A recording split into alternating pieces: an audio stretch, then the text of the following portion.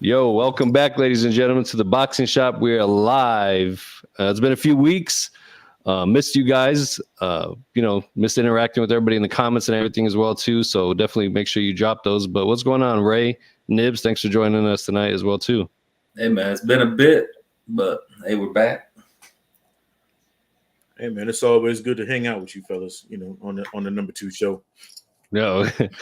All right. Well, hey, we have 3 shows now, so there's going to be some real competition heating up this fall. Remember, the new seasons for the podcast premiere in October, and they're gonna be fun, man. Season premieres are gonna be fun shows. We got a lot to get into this weekend. Before we jump into everything, we got a guest here tonight, and we're gonna bring him in. So it is late over here, so we're not gonna take up too much of his time. But King Joseph Rivas, a good friend of the show. He's getting up there with podcast appearances on here for us too now. So yeah, he's definitely a main player on the show. But what's going on, Joseph? Not much, man. Just glad to be back on with you guys. It's been a while. Yeah, definitely. And I'll let the guys ask you some questions too. But first off, I know the big thing, a lot of people who maybe they weren't able to attend these shows or they didn't hear anything about what happened. Everybody's expecting you to fight a couple weeks ago in Phoenix at the Celebrity Theater. Another last minute pullout from your opponent. What's going on with that? And, talk to us a little bit about that. All I know is, man, there's a whole bunch of scary ass people in Arizona. That's just the reality of it. This ain't the first time this happened to me. When I fought for another boxing promotion, it was just happened like nonstop. Like no one wanted to fight. And that's exactly why, it took 2 years for us to finally find a fighter. But we had to go up 2 to 3 weight classes to do it. So, I mean, I don't know if it's just, I don't know if it's the promoters. I don't know if it's the matchmakers. I don't know if it's the fighters. I don't know what it really is, honestly. But, I mean, from the looks of it, the fighters don't want to fight, and that's just the bottom line. Like, I'm a fighter. I'm here to fight. You know what I mean? That's my job. Whoever you put in front of me, I'm a fight. It doesn't matter. I fought all the way up to 154 before when I was weighing in at, like, 140, so it don't matter. Hey, how does I mean, I know you say you don't know the problem, but how does it get all the way up into the weigh-in before they pull out? Like, honestly, in my opinion, I think the matchmaker or whoever, like I said, is behind it. I think they already knew, like, the fighter pulled out, and they're just not wanting to just let us know because we're selling tickets. And they know, like, the second we find out, it's like, fuck these tickets, and we're like, we don't want to sell tickets no more. You know what I mean? Because why? Because I'm not fighting. So it's like, I don't know if they're just trying to, like, have me piggyback it for as long as I can, and then, hey, your fighter's not here. So. Yeah, that makes sense because by that time, I mean, in like local boxing, the way it works, the fighters sell tickets. So yeah, I can see that. That's too bad. Yeah, it makes sense, and that's what they always say. Boxing at the end of the day is a business first, and that's the downside of it in that aspect right there. Well, and and that's the funny thing that I tell a lot of people is because this is what happened at the weigh-ins. I'm not gonna say no names, but a fighter did come in about, I want to say, 12 pounds overweight, and he was about my weight, and that could have been a fight for me to have. And the promoter said for us to sell 20 more tickets, and then I could get that fight. And it's like, dude, we already did our job selling what tickets we had. Basically this fight was supposed to happen. Why do I have to sell 20 more tickets the day of the weigh-ins here at weigh-ins, to have a fight when it was supposed to already happen? So that kind of like made me mad and realized, like, yeah, this is all business for you guys. I can see, like, I mean. Yeah, so I mean, a promoter is supposed to work for the fighter. Obviously, that's not the case in your situation. Do you approach the promoter, or is that where you're like, you don't know who it is at fault? That's at my, like I said, I'm still learning, everything in boxing. I'm still new to the sport, but that's exactly why I have, my coach Randy and my manager Julie work on. That's their job. They could go out there, they cuss up storm, they know what they're talking about. I'm just, like I said, I'm just here to fight. Mm-hmm. You just put whoever you want in front of me, and I'll just handle the rest from there. But tickets and all that other business stuff, I'm still learning, and I don't know what the hell's going on with that situation. So yeah, it's definitely unfortunate. Talking about it though. I was just gonna say we appreciate you coming in and talking about it though, because there are a lot of people on the outside who don't know, the ins and outs of boxing, who don't know this part of it, right? You Yeah. see a guy, he hasn't fought in 6 months, a year, 2 years, you automatically assume it's because the boxer don't want no smoke with nobody, or he's taking a break, or whatever the case may be. So as somebody who's going through, your situation, you can speak to the frustrations that boxers go through, the camp and all that. Can you kind of explain a little bit in a little bit more detail on how that part of it goes? Because you've got a whole camp, guy cuts out on the way in. What do you have to deal with on your side personally to get past that? Yeah, that's a good question. Just because everything's It's so frustrating, It's like I'm not up there just yet to the big league, so it's not like I had a lot of film or a lot of info on my opponents. We just at this point, it's just like we're going on there. We look at our opponents like, okay, if he's lanky, we practice a lot, with controlling distance stuff like that and yada yada yada. You know what I mean? But like, it just sucks because even though I am a small guy, I still got to cut some weight. Even if it's just 5 pounds, it still sucks.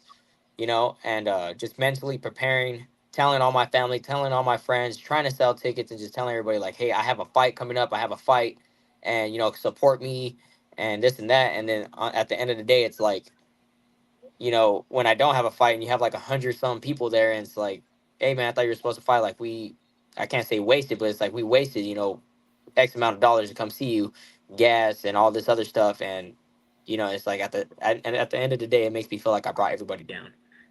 so that kind of like messes me up mentally in that way.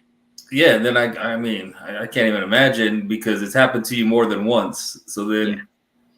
to go back to those same people and hey, I have a fight again.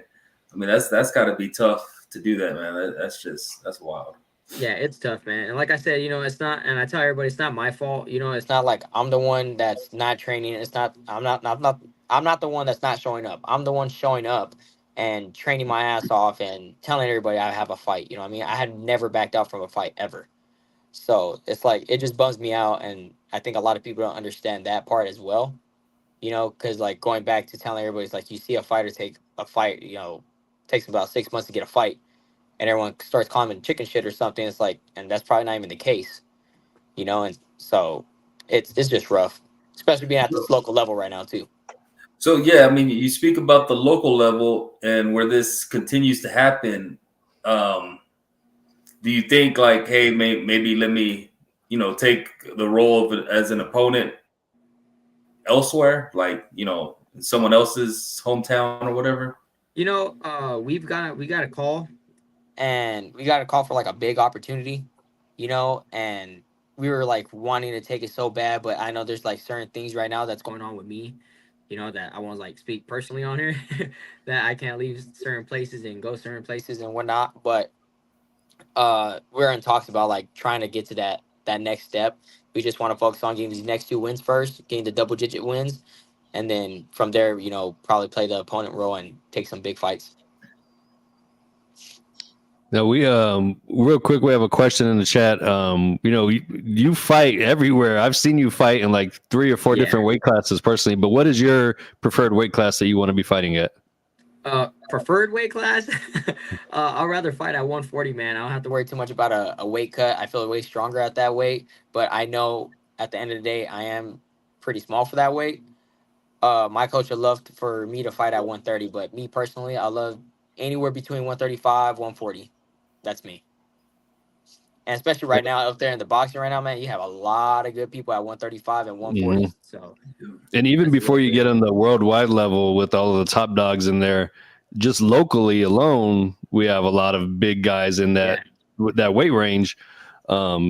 Anybody particular that you'd like to lace it up? I mean, earlier this spring, I think it was pretty exciting when we saw Elias Terraza and Jesus Ibarra fight. Would love to see you in a showdown like that against somebody. Yeah, so a matter of fact, me personally, I would like to fight, Taraza one, whenever the day comes, I feel like he'll be a real good, tough opponent at that 130, 135 level.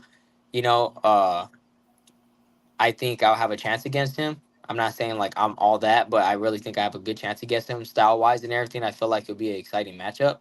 So in that weight, I would like to fight him, for like a title or something. I feel like something big like that would be exciting. And going up further, I wouldn't say at 140, not so much, but like 147, 145 even. You know, I've been talking a lot about Trini, man. Hmm. I've been looking at Trini fight, and sometimes it kind of confused me on like his last fight, how he came out in my colors, kind of, and with the poncho and stuff. Oh man, it kind of threw me off. I was like, I don't know if he was like just doing it because that's the theme right now, or he's like trying to copy me. I don't know what it is, but I like to have a tussle with Trini, man. I think that'd be an exciting one to go with. Yeah, it was interesting too. For a lot of people that don't know, Joseph always wears the blue and orange, or the Bronco colors, right? Yeah, Um, man. I'm not a Broncos fan though. Don't get it twisted. yeah.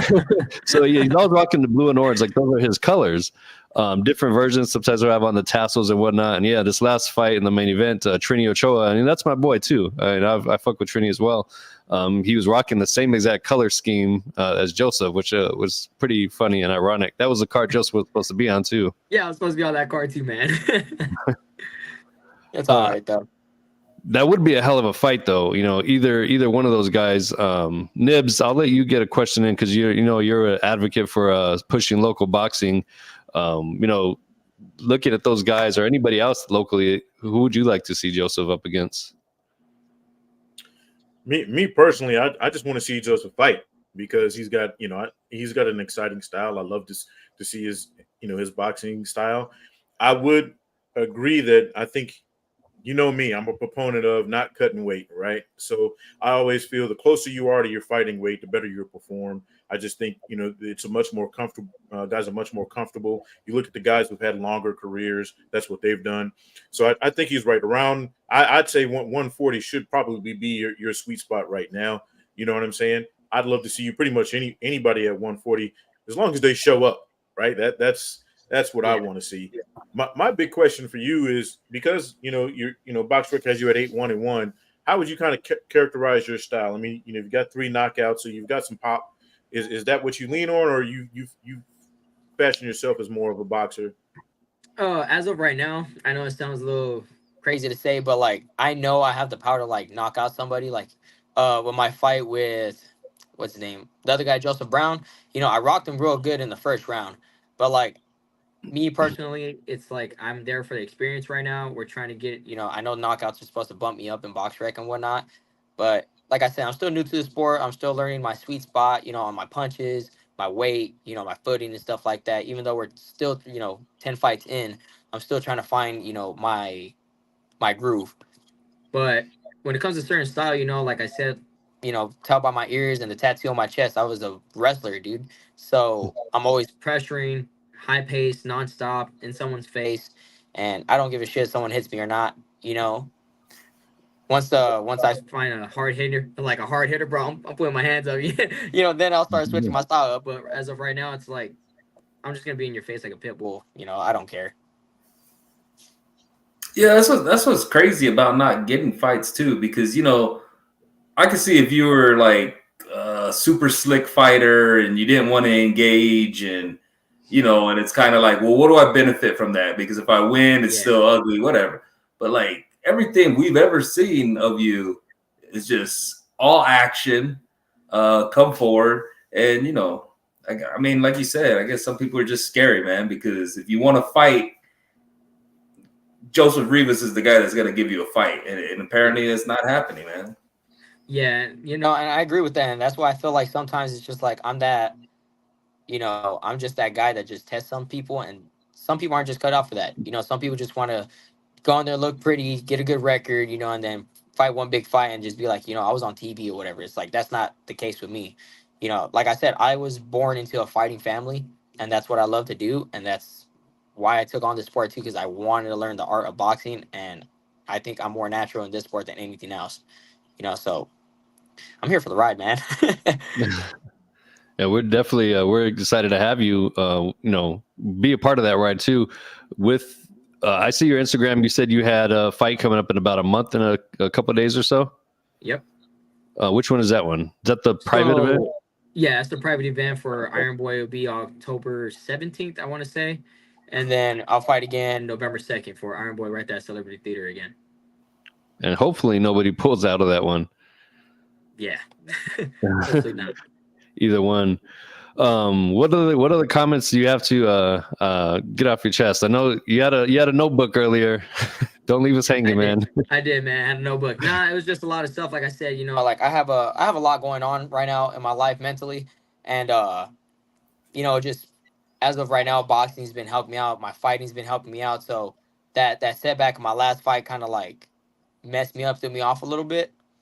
But I mean, I'm still in the groove.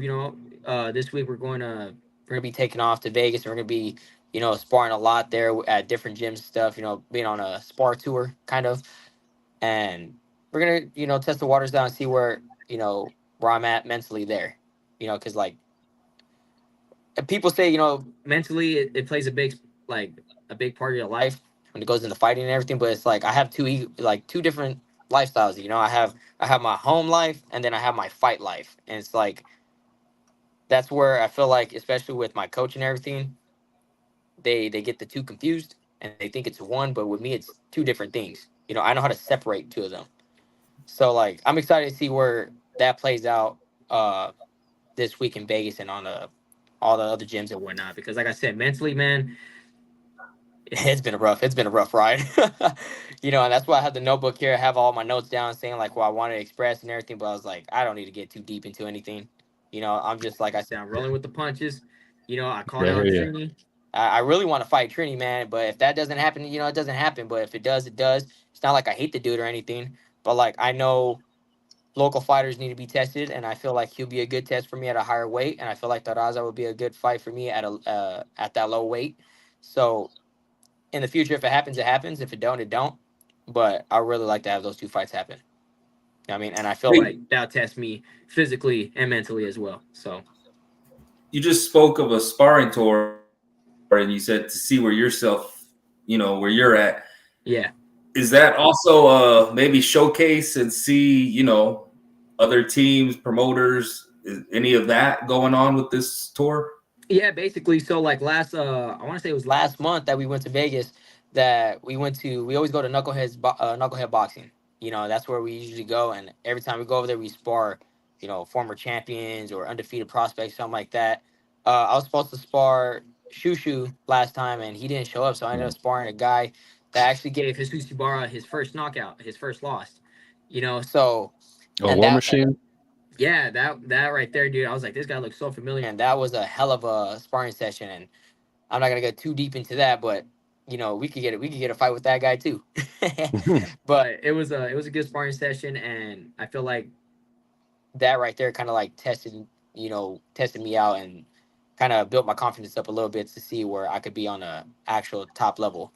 You know what I mean? So Yeah, his War Machine is right there around that kind of. He's a little bit above where you are right now, career wise, as far yeah, as like advancement and whatnot. So he's right in that field. So testing the waters against somebody like him, and even yeah, Shushu, for what it's worth, Shushu is also kind of on that stage too. He's even further along the War Machine, yeah. but those are good guys to test the waters with for sure. Yeah, so it's pretty cool going on there, and then of course going to other gyms and sparring where like other signed fighters are undefeated and whatnot. So like I said, just testing the waters out, seeing where my skill level is and how my mentality is with all these other people. So it's pretty good. And I know this time going back, we leave Wednesday, Thursday, Friday, Saturday, and coming back Sunday. So it's like nonstop action of sparring. So I'm gonna be dead. I'm gonna be drained, man. So Well, yeah, real quick, I wanted to get another question into what is it about Trini Ochoa's style that makes you want to fight him? Of the people that are out there, what is it about his style that calls to you? So, like I said, nothing against Trinity, man. Like, it's not like I hate to do it or anything. We barely say hi to one another, but I feel like his style is kind of somewhat similar to my style. I feel like he likes to get in there, he likes to bang a little, but at the same time, I feel like I have a little more grit than him. I feel like some people are looking at him and he's a little overrated. So I like to. I'm not just gonna say like expose fighters, but I like to like show people like they're not who they think they are, and that's where I think he is right now. I feel like he could be tested by a little guy like me, and he's just getting these fighters that like I don't even know how to say it. Like his last fight. I never seen a crowd get into a fight because how many times someone booed the fighter. you know, because how boring it was and how many times somebody was like saying like he should have lost, you know, he was getting whooped and this and that. And it's like, it got to the point where my mom fell asleep. And my mom don't go to sleep at fights. And I got a video of her falling asleep during this fight. And I was like, I had to go. I had to leave before the fight broke out. But I heard the fight in the stands was more exciting than that fight. So I don't know. Hopefully, like him's watching this, you know, he gets a little amped up, he gets a little mad, and he knows like he needs to start picking up a little bit, and then we could probably put on a show for the fans that you know no one will go to sleep for. So, Trini, if you listen, Joseph Rivas wants that smoke. It was definitely fighting words. And hey, Trini, you're my boy too, man. You got it. Next week we'll get you on the podcast, and you know, maybe we'll get an answer to that challenge right here live. Let's see, man. He probably just laugh at it right now. He don't give a shit. Yeah, Trini, that's my boy too. I've got love for all of the Arizona fighters out here, and I mean, again, those are powerful words, Joseph, and I do think that would be a hell of a fight too. Like I'm saying, man, I love testing the waters for myself too. You know what I mean? Like I said, he's a bigger opponent. He has more experience, and it's the same thing with Taraza. You know, he's a bigger opponent, more experience, and why not test the waters out? You know what I mean? So yeah, and I think that's what the state needs is those big local clashes like that. Honestly, I think we need that, and you know, kudos to you for really pushing for that. Any other last questions or comments or anything that you have for the fans and everybody tuning in and that might not be seeing it live? Nah, just shout out to all my sponsors. You know, shout out to Randy and Robles Boxing and Fitness, and just shout out to everybody that's like tuning in, supporting me since day one, and you know we're still on this ride together. You know, just thank you everybody. That's all. Definitely. And shout out Robles Boxing. Cool Town Throwdown 12 is going to be in 3 weeks, right? Yep. So, hey, anybody out there supporting your local boxing, make sure you go out there. It was a great 2-day event last time. A lot of good fights. Julie does a hell of a job with matchmaking and everything there too. So make sure you guys come on out, support. Great 2-day event. They do a great job there. Shout out Robles Boxing for sure. But hey, Joseph, thank you for coming on again. And you know, if Trini, I'm gonna hit up Trini if he comes on next week. Maybe we'll have both you on the week after that. There we go. I'll be waiting. All right, man. Appreciate your time again. Thank you. All right, thank you guys. Yeah, thanks for coming on, man. And hey, keep going, man. I know it gets tough, but you know, we enjoy the ride too. And you know, hey, somebody fight this guy, man. He wants to fight, and please. You know, like I said, everything we've seen of him in the ring. He gets down and he throws down. So, hey, keep going, man. Thanks, man. For the love, guys. For the love. Thank you. Yes, sir. Appreciate it. All right, man. Until next time. See ya. All right, there we go, fellas. Joseph, again, friend of the program. You know, good friend. Every time I see him, you know, it's always love too.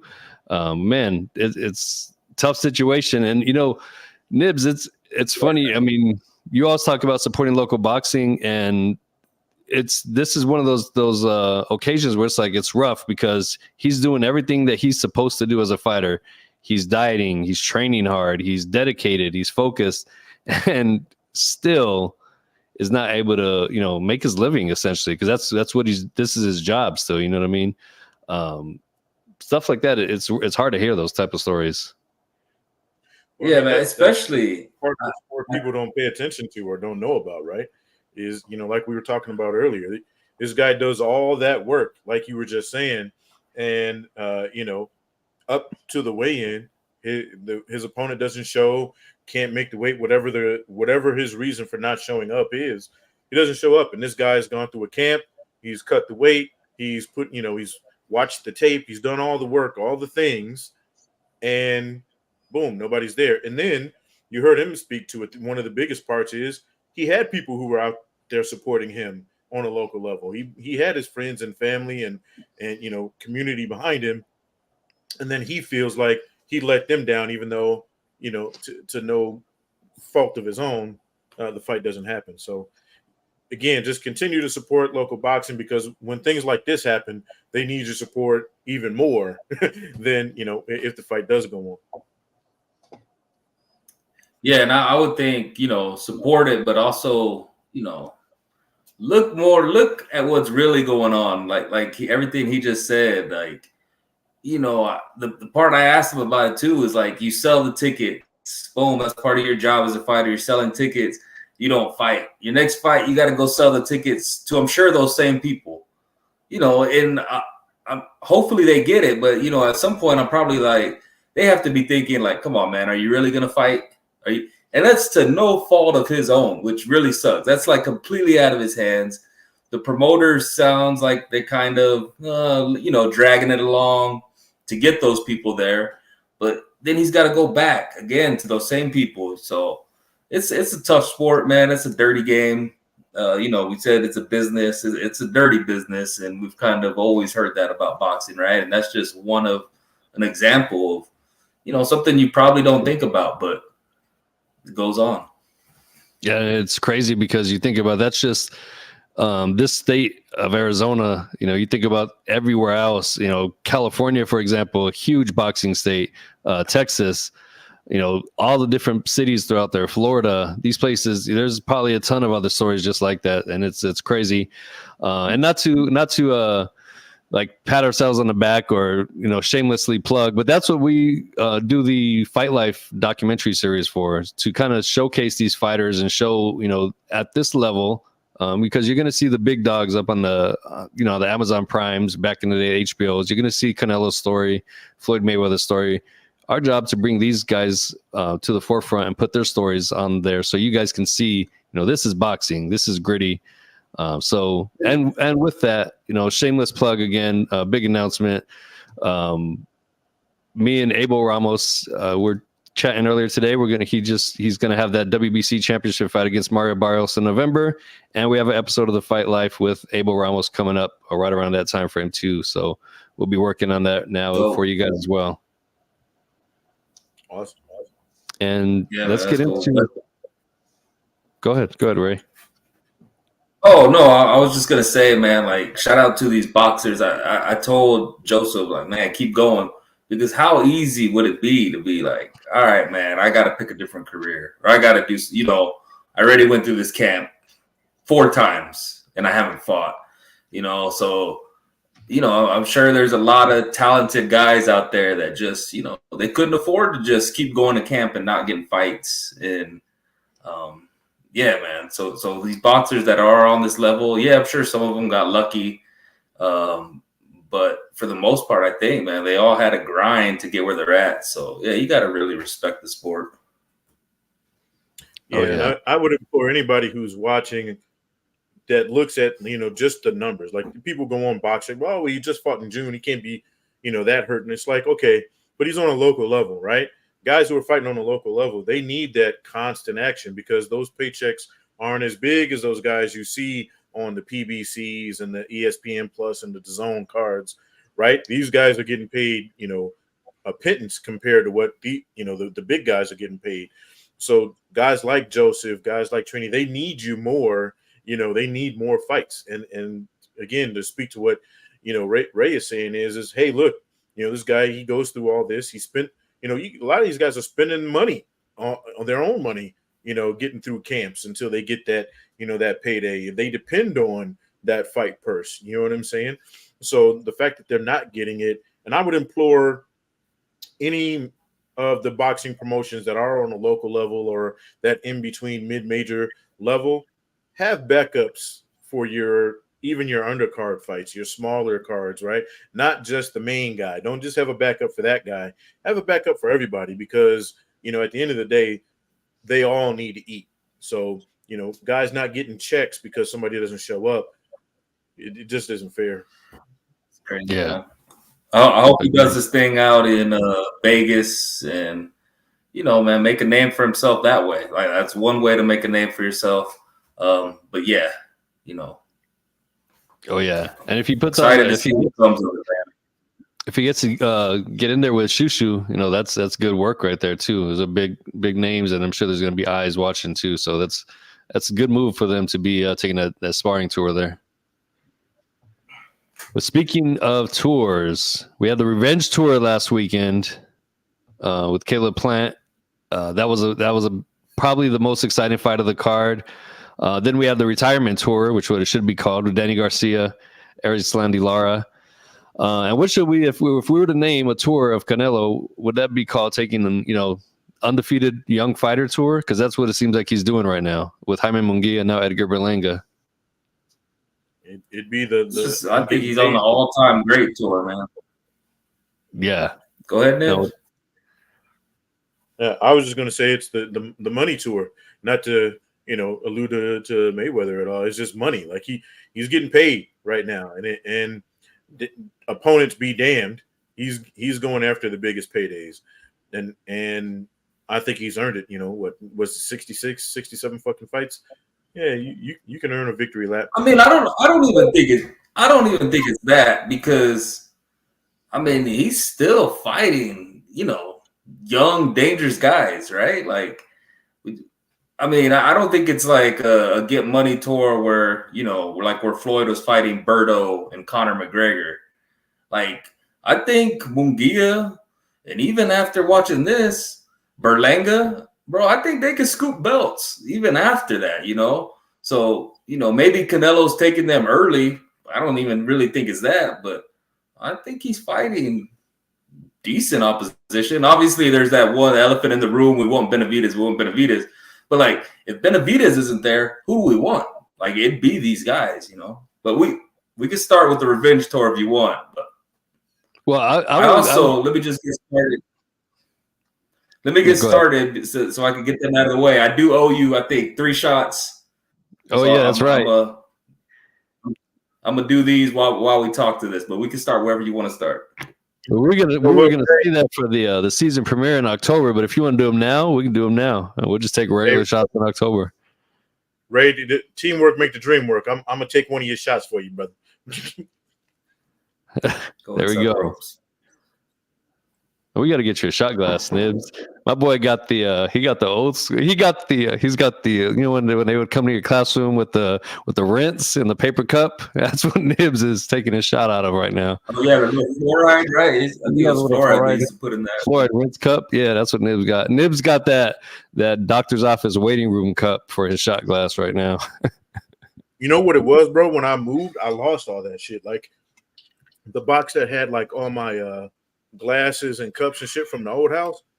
Yeah. I couldn't find that shit to save my life. So you just went to Party City and got some kitchen supplies.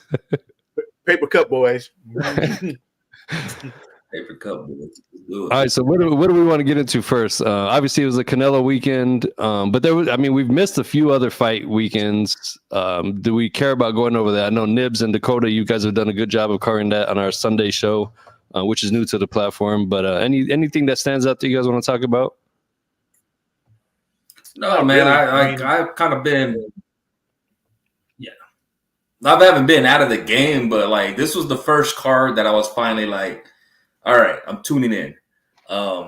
Obviously, that's what Canelo does, right? And then the card, man, I thought it was a really good card, and I think this is how you maybe sell a pay-per-view card. Just having names, recognizable names on there that we wanted to see. It's like, oh, we know Caleb Plant. We know Rolly Romero. We know Erislandy Lara, Danny Garcia. They're all on one card. Maybe the diehard boxing fans like, nah. But, I had people asking me about this card because they're all on the same card. So I thought it was a good, strategy-wise, I thought it was a good card to sell. And I think there was obviously that Danny Garcia fight, but I thought it was an entertaining, fun card. Yeah, I mean, it even started with what? Stephen Fulton, his comeback. When Stephen Fulton starts your card off, you know what I mean? Like, it's a pretty solid card, bro.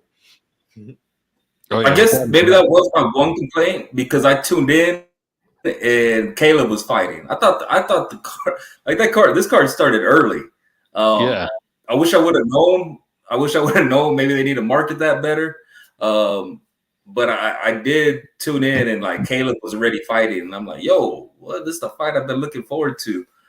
So it was a little early for me. I don't know if they did that because they also had UFC going on.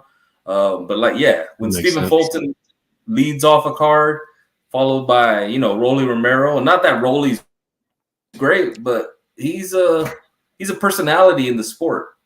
and yeah, to have those guys and that opening, like I said, I thought it delivered, and I think it brought a lot of eyes to it. I'm curious to see what these numbers do. Yeah, and it was cool because opening up that telecast was local Arizona fighter Carlos Castro, and he dropped Fulton solid right hand, no disputing that knockdown. It was not a slip, hell of a knockdown. Fulton was hurt, and to his credit, Fulton showed why he's that dude, man. Came back and pulled off that decision victory. Glad to see Fulton back. Was rooting for Carlos Castro. Did he pull it off, or was he gifted? No, he pulled it off. He definitely pulled it off. I didn't see it. What did you think about it, Nibs? I thought that, to be honest with you, I thought he was going to be in some trouble after he got that knockdown because, like you said, it was serious. It wasn't a flash knockdown. It wasn't, oh, he caught me, stepped on my foot kind of shit. Like, nah, he clipped him really good, and I was like, oh shit, here we go. In a way, fucked him up. You know what I'm saying? But Fulton is that dude. He came back. There you go. And Fulton came back and he fought like a champ, bro. Like he did what a champ does. He came back and he earned his dub. I thought he won the fight. I thought it was hella close though. Like I didn't even know much about the Castro dude, but now I'm a fan of his. Now I want to go and check out some of his shit. So it's like, okay, cool. I just and I love that. Like when you watch a fight and the dude you really didn't pay too much attention to makes you a fan of his, and now you're catching up on his shit. So I think that told you everything you needed to know about the card, because then it makes you want to watch the rest of it.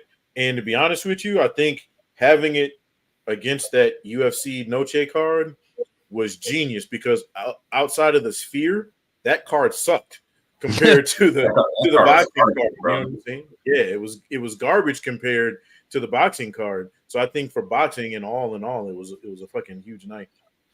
That Sphere is crazy. Right. Could you imagine boxing cards in that Sphere, bro? I was thinking WWE in that Sphere would be nuts. I'm gonna say, put it in WWE. I get what it look like, but like, bro, I'm there to see a fight. I'm not there to see a movie. You know what I mean? Like that's the UFC. Bro, if they put like some Mortal Kombat background and I'm watching these dudes fight with like straight up Mortal Kombat background, count me in, man. Like, take my money. I'm paying for them ringside seats, bro. I think it's better for the people who aren't sitting ringside, who don't get that like up close, because you can watch the fight like you were watching it on TV, but still get the atmosphere of being there. Bro, but let me watch it on TV then, man. Like, I don't know. Nah, the Sphere, I think it's dope, man. I'm gonna go out on a limb, and I don't think we see another fight there. I think we do. I think we see a top ranked card there pretty soon at some point. I think we do. I leading up to it, I saw that. I was gonna say they spent $2.5 billion on that Sphere. There's gonna be some other shit there. Yeah. No, I think the Sphere itself is really cool. I could think concerts, whatever shows. I'm just saying, for when I'm watching the UFC, bro, when they showed like the way up, bro, you're there pretty much to watch their screens. Like, I don't see how that was beneficial to the fan. I haven't really even seen fans talk about it. At least people that weren't ringside, like, of course they say it was the coolest. I want to know how those upper seats that still cost thousands, I want to know how those fans felt. I think, hey, next time we're out there, we're going there for whatever show is in town. It doesn't matter what it is. It could be Taylor Swift. We're gonna go see it. No, I'll see Taylor, but yeah, no, I think the Sphere is really cool, bro. I'd go see a show. I'm just saying, I don't think I'd go see a UFC fight. Yeah, I hear you. You know what it is for me? I didn't mean to cut you off, Felix, but like, if you've ever been to like Dallas Stadium or the Phoenix Cardinals Stadium, right? If you're sitting in the nosebleeds, they got those big ass screens up now, right? So it's like you might not see the play right, but you can look up and it's in HD. So you still getting the live feel of the event, but you get to see it a little bit closer. That's what I kind of feel like it is for the people in the nosebleeds, right? Because then you get to really see some action. But like, I get what Ray's saying. Like, well, then you might as well just stay at home and watch it on TV. You know what I mean? Cheaper too. Yeah, I feel you. I am. Most of the big things, they're there, for the experience. The thing that I don't like about the Sphere is that it's got the like the auditorium kind of vibe where it's like a half arena, so it cuts off. You know what I mean? So I don't really like that theater kind of vibe. I don't like that if it went all the way around, but then you wouldn't really get those crazy graphics as heavy. But yeah, that's the only thing, because I feel like it robs it from that feeling of, you know, everybody looking down in a circle and whatnot. But hey, the Sphere is pretty cool, man. I'm looking forward to going there. I do want to see a show at the Sphere. I just don't want to see a fight. And, you know, leading up to it, they were saying like it was costing $1 million a day to make sure everything was right, or, you know, the run throughs. That's what I'm saying. I don't think we see another fight there. But yeah, I guess if he got turkey money, he was the one that put it on, then maybe. But now let's talk about this Caleb fight, because bro, that was one of the most fun fights that I've seen in a while. Right, and it's your boy. He was against your boy, man. Yeah, and shout out Trevor McCumbee, man. I talked to him a couple times throughout the week. You know, talked to him real quick on fight day. You know, real man, Trevor, that's a dude, man. Much love. I'm sure I'll be seeing you again soon. We'll be linking up, doing some more filming or just hanging out or whatever. But man, I was really, he has the tool belt to beat Caleb Plant. The experience was the difference, I think, in this fight. I think that's what made the difference. But clear as day, the third and fourth round, bro, he had Caleb Plant hurt and ready to go at the end of the third round, and then some point in the fourth round. I was jumping out of my seat. Probably was about to lose my voice. What was your guys' thoughts as that was happening? Man, I was surprised, right? I know we talked before the fight and you asked, hey, what's your honest opinion on this fight? And I'm going to say, I kind of feel it went exactly how I said, but I did not expect Trevor's power to be that big. It was almost like I was worried for Plant. Every punch, I was like, bro, what is wrong with Caleb Plant? Like his legs, they just didn't look like they were there at all. I don't know if it was maybe, you know, equilibrium early, because, you know, I think it was the second or third round, whatever you said. He was definitely hurt, you know, and bro, and that's what made it fun, because McCumbee really started getting on him, right? He did the little, oh, you're hurt. He told him he was hurt or whatever. As that fight's going on, even as Caleb was kind of taking over, or you kind of saw, okay, Caleb's now, bro, I was worried for him, because McCumbee always had that power, and every time it landed, it seemed to hurt Caleb. You know, he lost the fight, but shoot, McCumbee's gonna get another fight, big fight, I would think. It was a great fight, man, and shout out to both of them. You know, the trash talk in between, like during the fight. You know, sometimes you'll see trash talk and it's kind of one way, and we kind of know we didn't know how this fight was going. And anytime it was like a video game. Like anytime someone did something good, you know, they did the little taunting. I enjoyed it all. It was a great fight. Yeah, it without a doubt, definitely a hell of a fight. One of the better fights of the year. And you know, shout out Caleb Plant. I didn't know he had that inside fighting in him like that. He had McCumbee against the ropes, and bro, he was doing some good work on the inside, man. I didn't expect that from Caleb at all. It was a hell of a fight.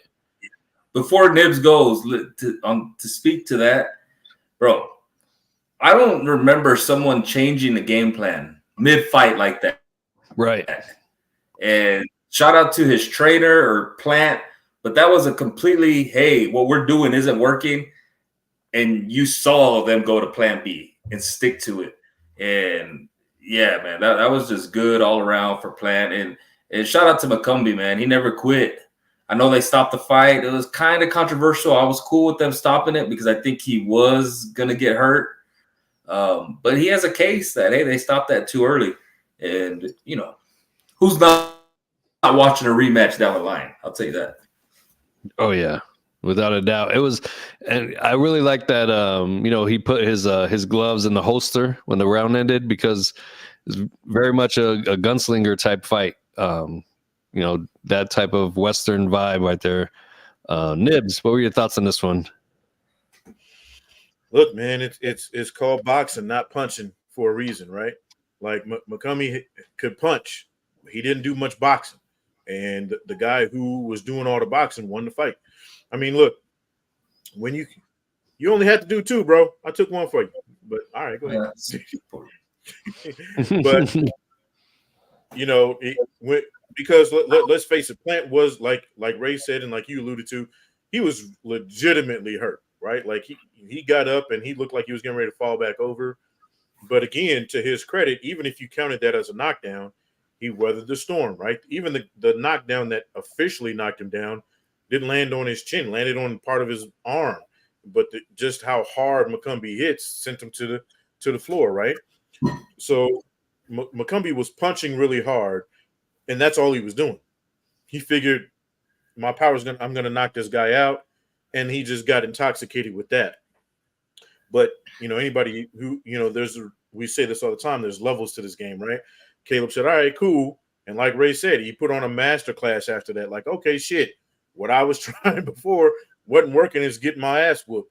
Let me switch it up and make this dude fight my fight, and we saw how that worked. It was. I thought it was a beautiful performance from Caleb Plant after the knockdown.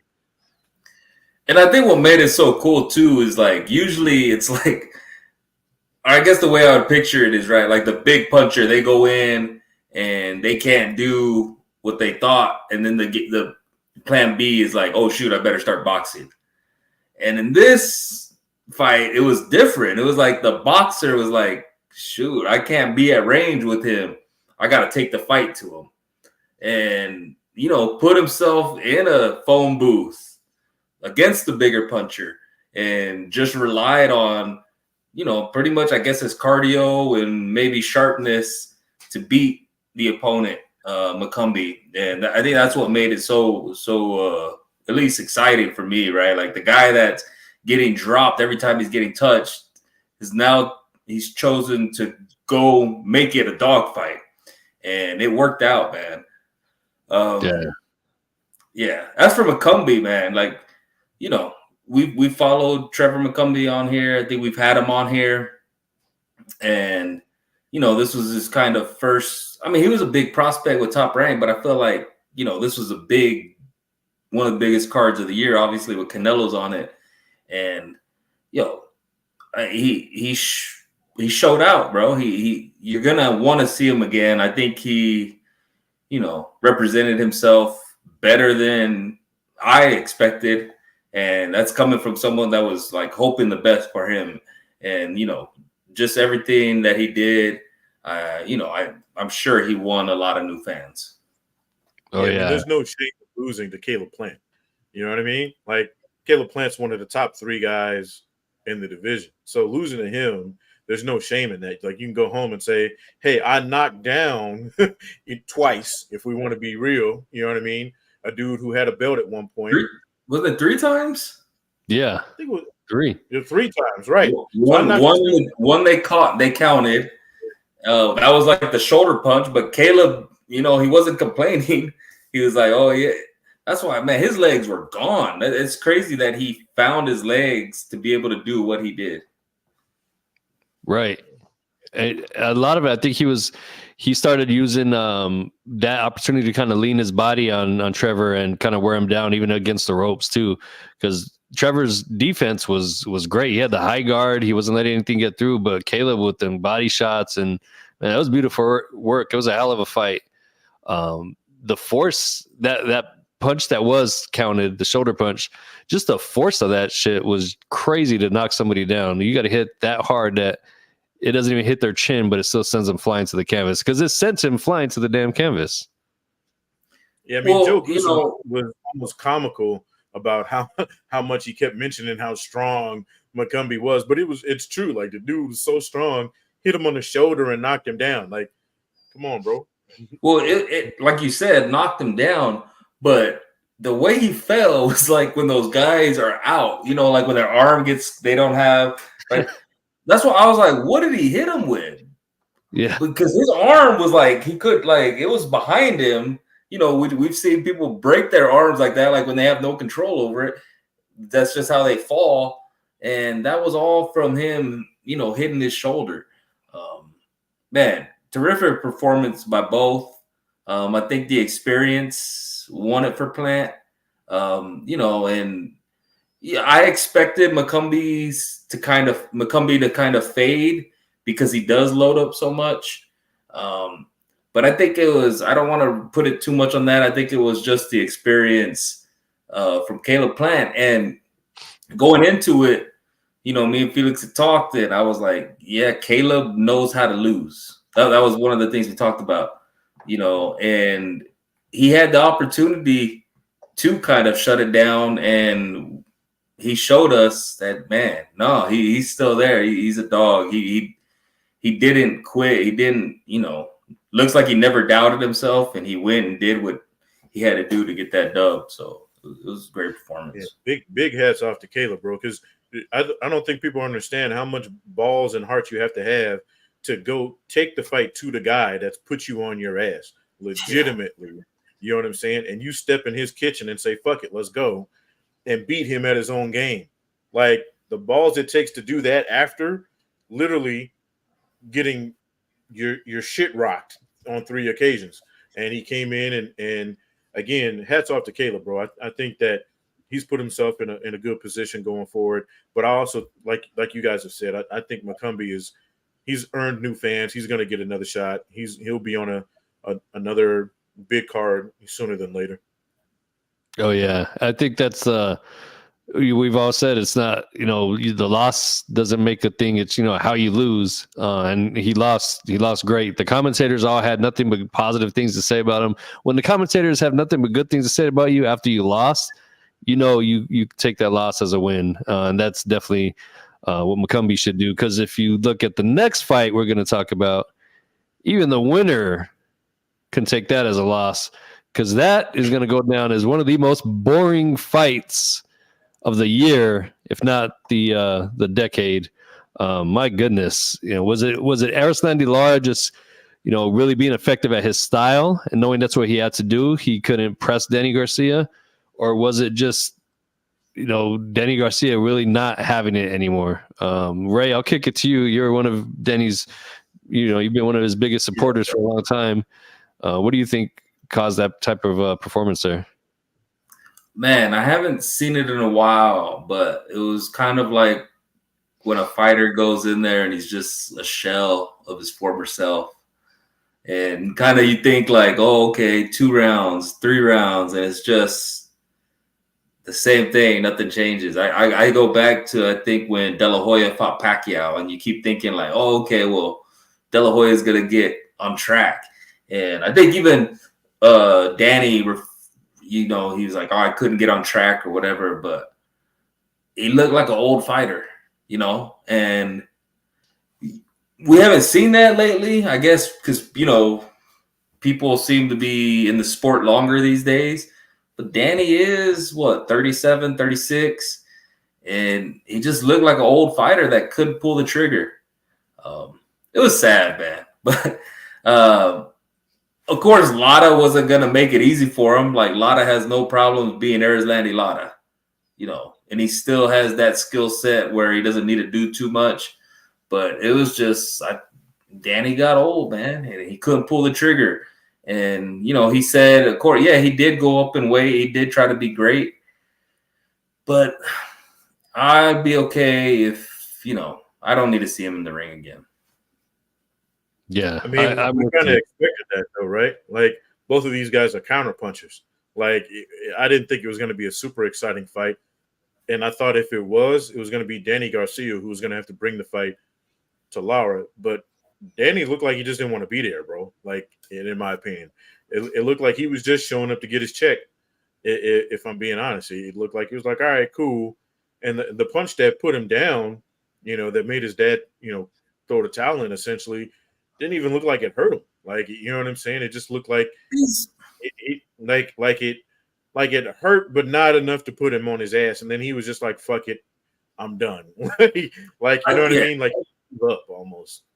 Well, before that happened, I kind of got the feeling he was probably thinking like, "What am I doing in here?" That's kind of like looked like how he was fighting. Like, At some point, it must have hit him like, bro, I'm not getting off. This guy can hit me at will. What am I doing in here? And then I'm gonna still give him some bell because when he got hit, I thought I saw his knee kind of like go. Like it didn't look hard, but I thought like he got rocked. And then even like he kind of his eyes were like, what was that? Yeah. But yeah, man. I think it was sad. Hard. It was sad. It was hard because I've been a big Danny Garcia fan too. He's a likable guy, man. Outside of the sport, he's one of the most likable guys, especially if you ever get a chance to meet him in person. Real chill dude, laid back, takes pictures with all his fans, everything like that. Almost a fan of the sport too, because I saw a video where like he saw Canelo and he was almost like happy that Canelo acknowledged him. And it's just, he is. Yeah. I've met him at fights, not of his, of him just being in the crowd and just hanging out. So he's cool. A lot of people have met him in the same way, and he's always there. So I think he is a huge fan, and he's doing the good things with his money and everything. You know what I mean? But so it was sad to see, especially that last round, because I really got the feeling the same thing, Ray. It just seemed like he was in the fight, like, okay, what's going on? Like, I'm not able to do anything. I'm not even getting off. Like, I don't even need to be doing this anymore. What am I in here for? And I think if he would have got hit with that same punch, when he was the undisputed champion, he would have ate it like lunch. But I think at that point in his mental game, he was so just disassociated with being in the ring. He was waiting for the round to end. I think he knew that there was about like 15 seconds left or something like that. He was probably just mentally just completely checked out, and you can't do that in the ring at all at any time. 15 seconds left in the round, he got dropped with a punch. He's never been dropped before.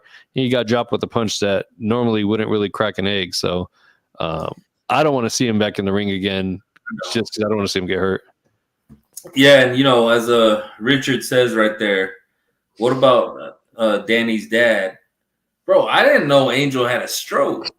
Me either. They said in April, like, I was completely unaware of that. And, then it makes me just start thinking, like, man, was this Danny doing his dad a favor? Obviously, I'm sure he gets his trainer's cut or whatever percentage. Like, is this, one more fight for him almost?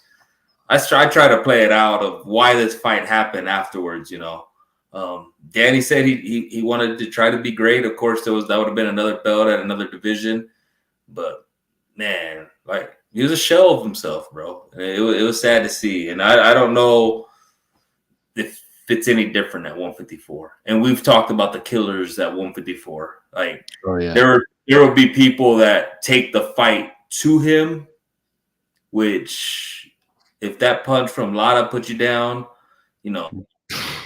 I don't want to see Erickson Luke teeing off on you. I don't want to see, Ramos, Zoo, Vergil Ortiz. It's like, bro, look, I don't need to see that, man. I hope he doesn't need one of those fights.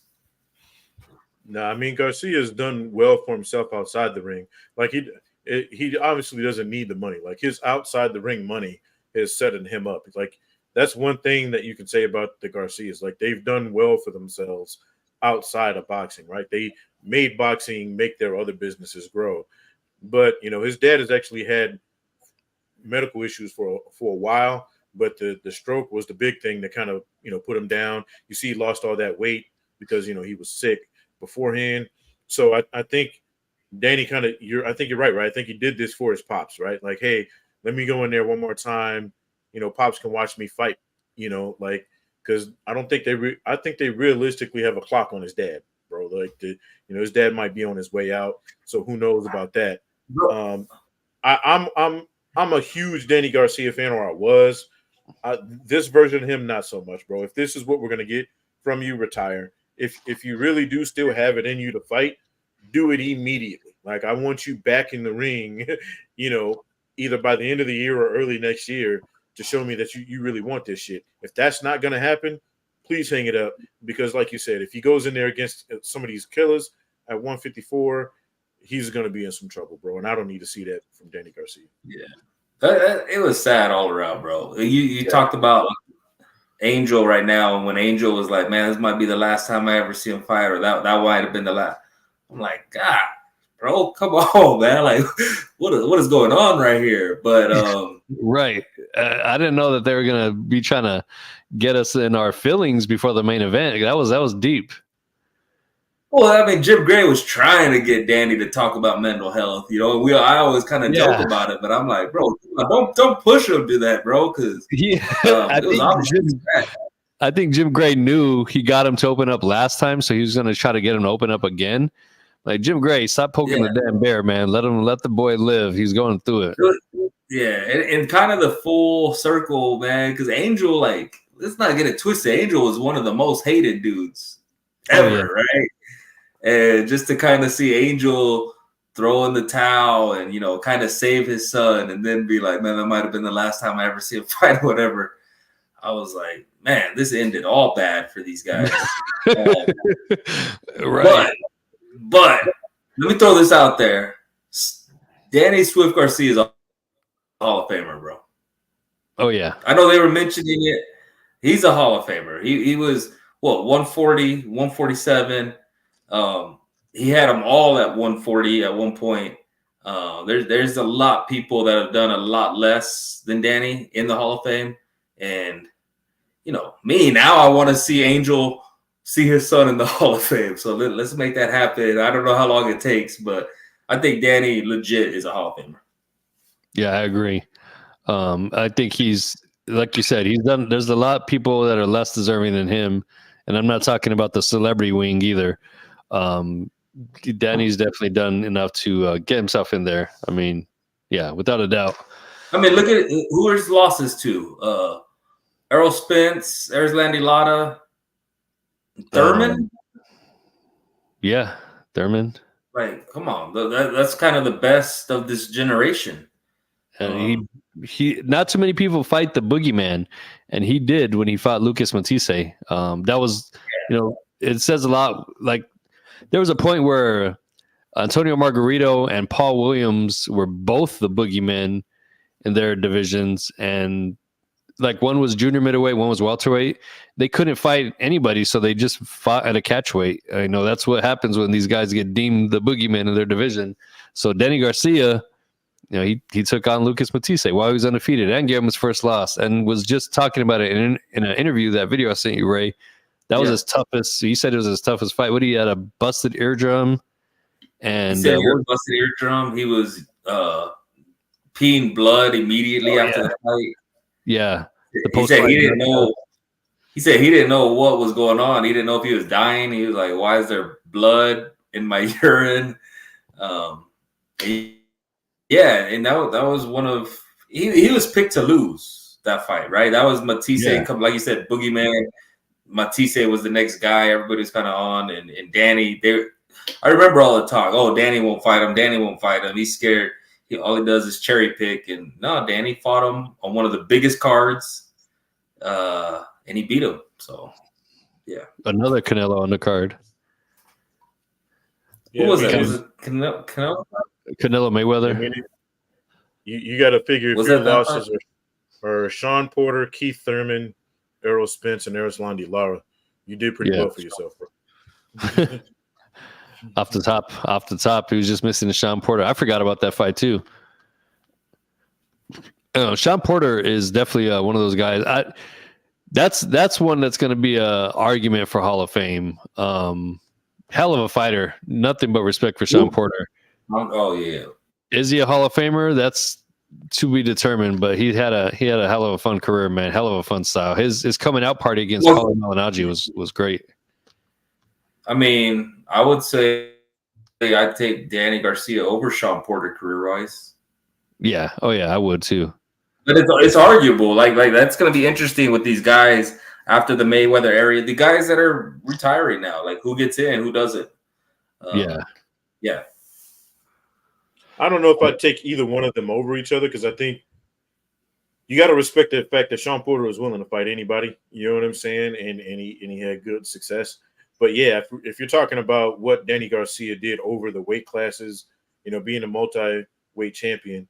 No, I think that for me, I guess that would be the push to put him over a guy like a Sean Porter or somebody like that. But yeah, and I don't think Porter. You can't deny what he did in the sport, though. I don't think Porter unified. I don't know if he did, but I don't think so. Yeah, and I know Danny basically had all the belts at 140. So I think he unified. I don't think he was never like the guy though. Like he never got all four. I think he had like two at one time. Yeah. Never all three, never all four. Well, on to somebody who does have all four and made a successful defense of that championship this past weekend. Canelo Alvarez, Edgar Berlanga. Let's go. Shot number 4 for Ray. Yep. You want to go ahead and get the Dixie Cup ready, Nibs? Take another one. Don't threaten me with a good time. I'm all finished with my Sprite. I should take the label off since they're not promoting this podcast. But hey, anything else we missed on this undercard that stood out? I don't think we did. I think we covered everything. There was nothing even before the Fulton fight. I didn't see it. Rolly won. Oh yeah, Rolly won. I didn't see it, but I think Rolly's a good guy to have in the sport. Hate him or love him, who's mad at seeing him one of the first fights of a card. He's an entertaining guy. But yeah, I didn't see the fight. I forgot about that one too. Actually, I didn't see that one. Nibs, if you want to run it down real quick breakdown of that fight. Rolly is still shit. He fought a guy who wasn't going to do shit, and he won a very boring fight, in my opinion. Oh. But it was good to see him get a win. You know what I'm saying? Like, he got his ass thoroughly whooped, against Pitbull. So it was good to see him back. The problem with Rolly is he leaves his chin just sitting there, bro. Like every time he throws a power punch, he drops his hands. He's there to be knocked the fuck out. And I think he knows it now. Like you see it. You saw it in this fight. Every time dude flinched like he was going to throw a punch, Rolly jumped 12 steps back. You know what I mean? Because he didn't want to get hit. I think maybe that helps him because now he's aware he doesn't have a chin for shit. So, he's a power puncher with no chin, which is, kind of how it goes in boxing. But, I just think it was a good fight for him to get back, maybe build his confidence up a little bit. I think he needs a couple more of those before he tries to even attempt to get back in with the big boys, though. But it just wasn't a very exciting fight for me anyway. It just looked like Rolly hasn't learned enough to be considered a contender at this point. Yeah, I think he's digressing a little bit than improving. You know what I mean? It's hard, bro. When you come up, he's got 13 knockouts in his 16 victories.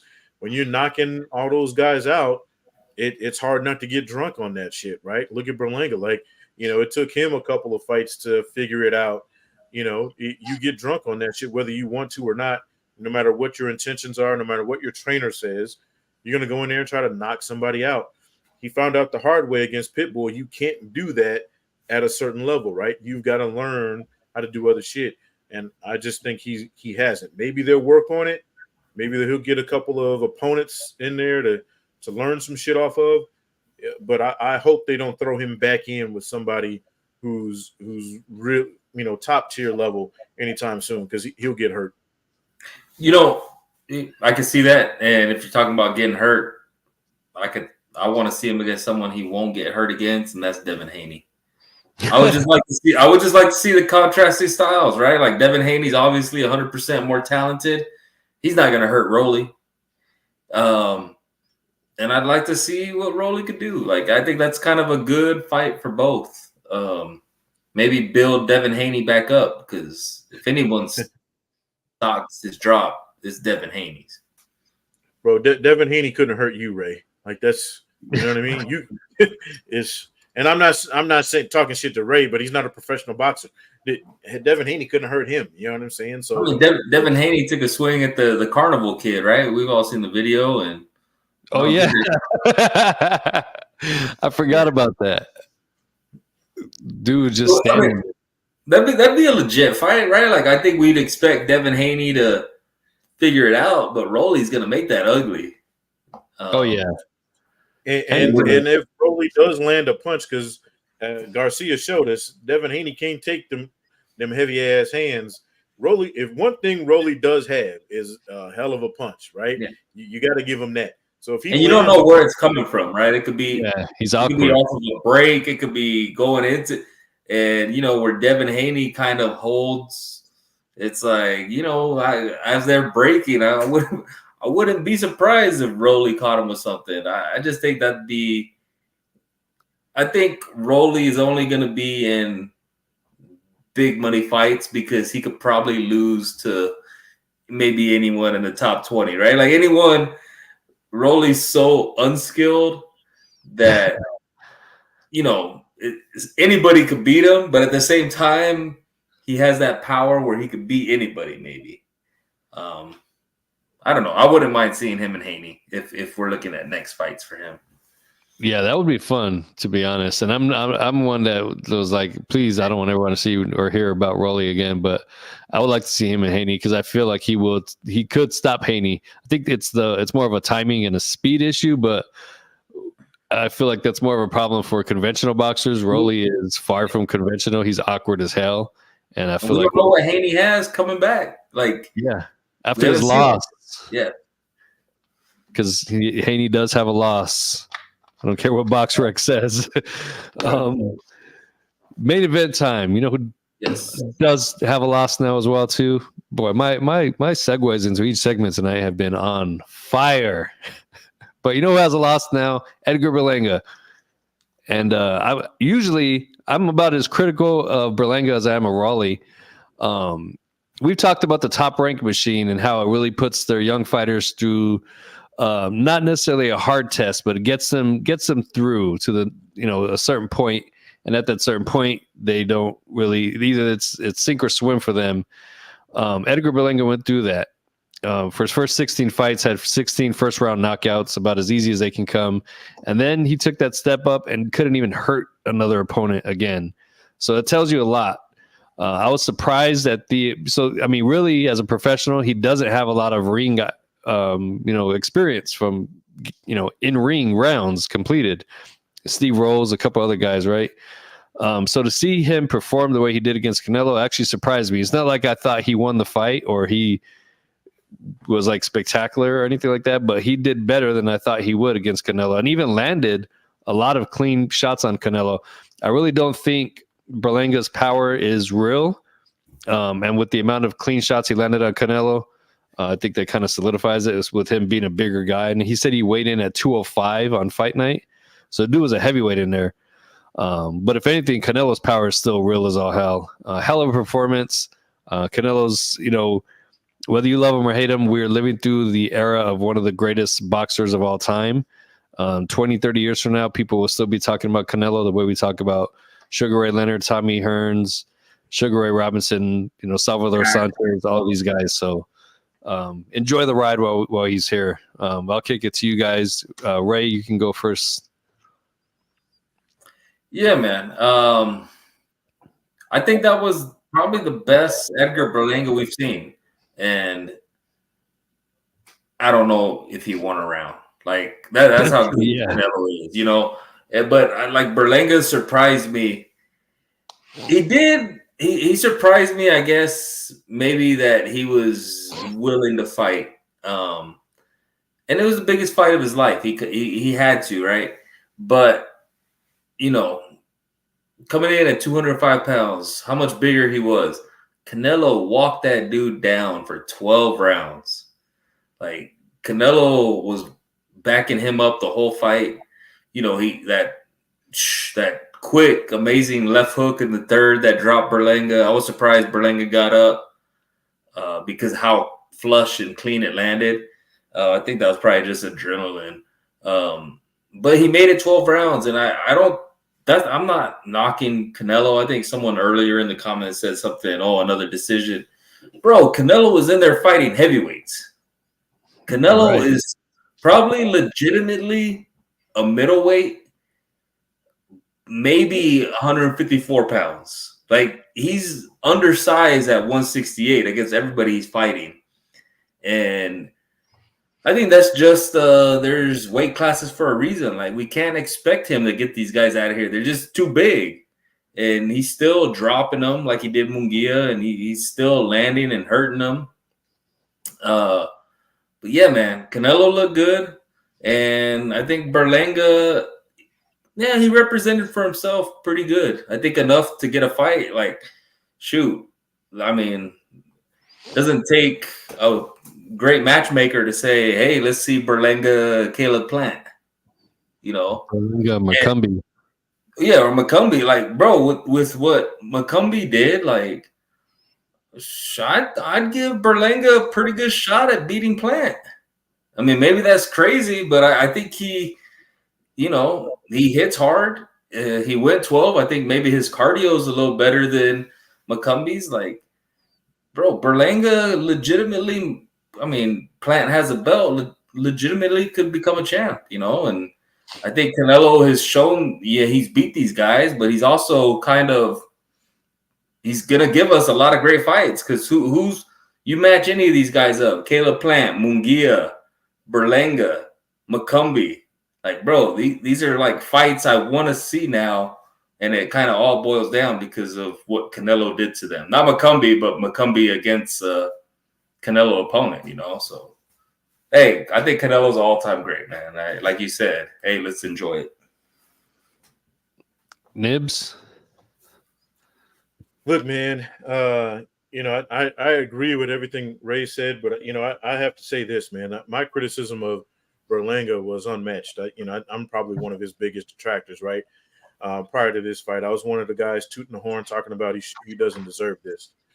He proved me wrong, and I mean that in saying that you look at what Charlo did when he got in there, and he felt the power, right?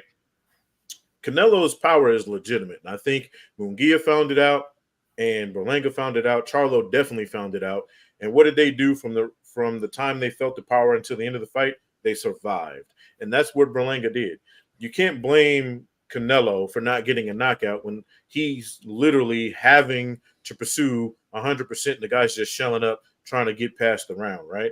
So, but hats off to Berlanga for doing it, because I think, like most of the boxing world, I was one of the guys who said, I don't think I said in the chat, I don't think he makes it past 5. The fact that he was still there, and like Ray said, he was fighting back, right?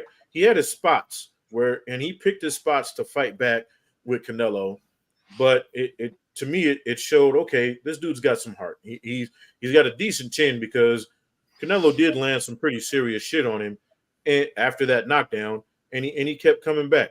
So I'll give the kid this. I think he's got a brighter future than maybe I gave him credit for. I think that this is going to be a stepping stone, a learning situation for him. If he can take what he needs to from this, he should be able to get a strap in a year or two, bro. Like, legitimately. As far as his power is concerned, it's kind of hard to test that against Canelo.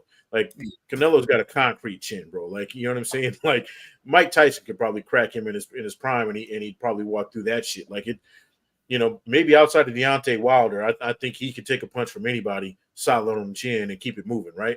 So I think Berlanga still has power.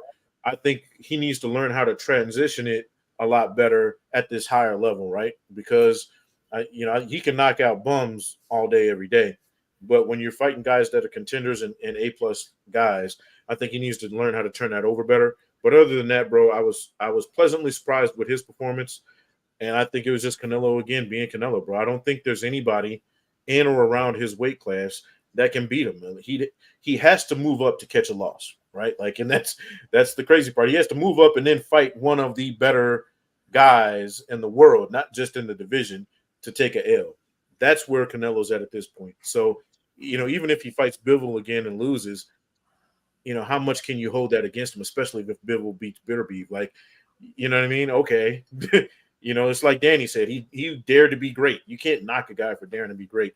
And I think, again, in this fight, he just proved he's the best boxer in the world, bro. There are people who don't even like boxing that showed up to watch him live and paid money to see it on pay-per-view. So, dude's winning. Yeah, and I think Berlanga gave an entertaining fight too. Even though it was kind of Canelo washed him, I thought it was still entertaining.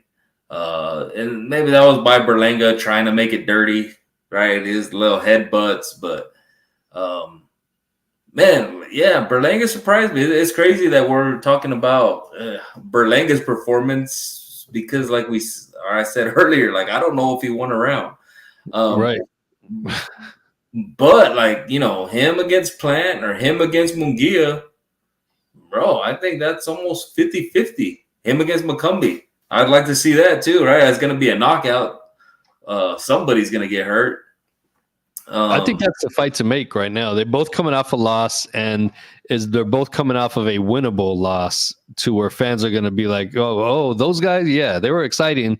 Let's tune in. Well, I think you got those four, and I'm not mad at however you match them. That's McCumbee, Plant, Munguia, and Berlanga. Yeah. However you want to mix and match them, I'm sign me up. Obviously in that weight division, I guess. I mean, I don't know who's really. I don't know if Andre's still there, but those four, sign me up.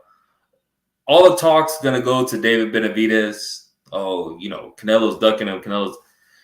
I don't know who posted it. It might have been you, Felix. But Canelo's resume is insane.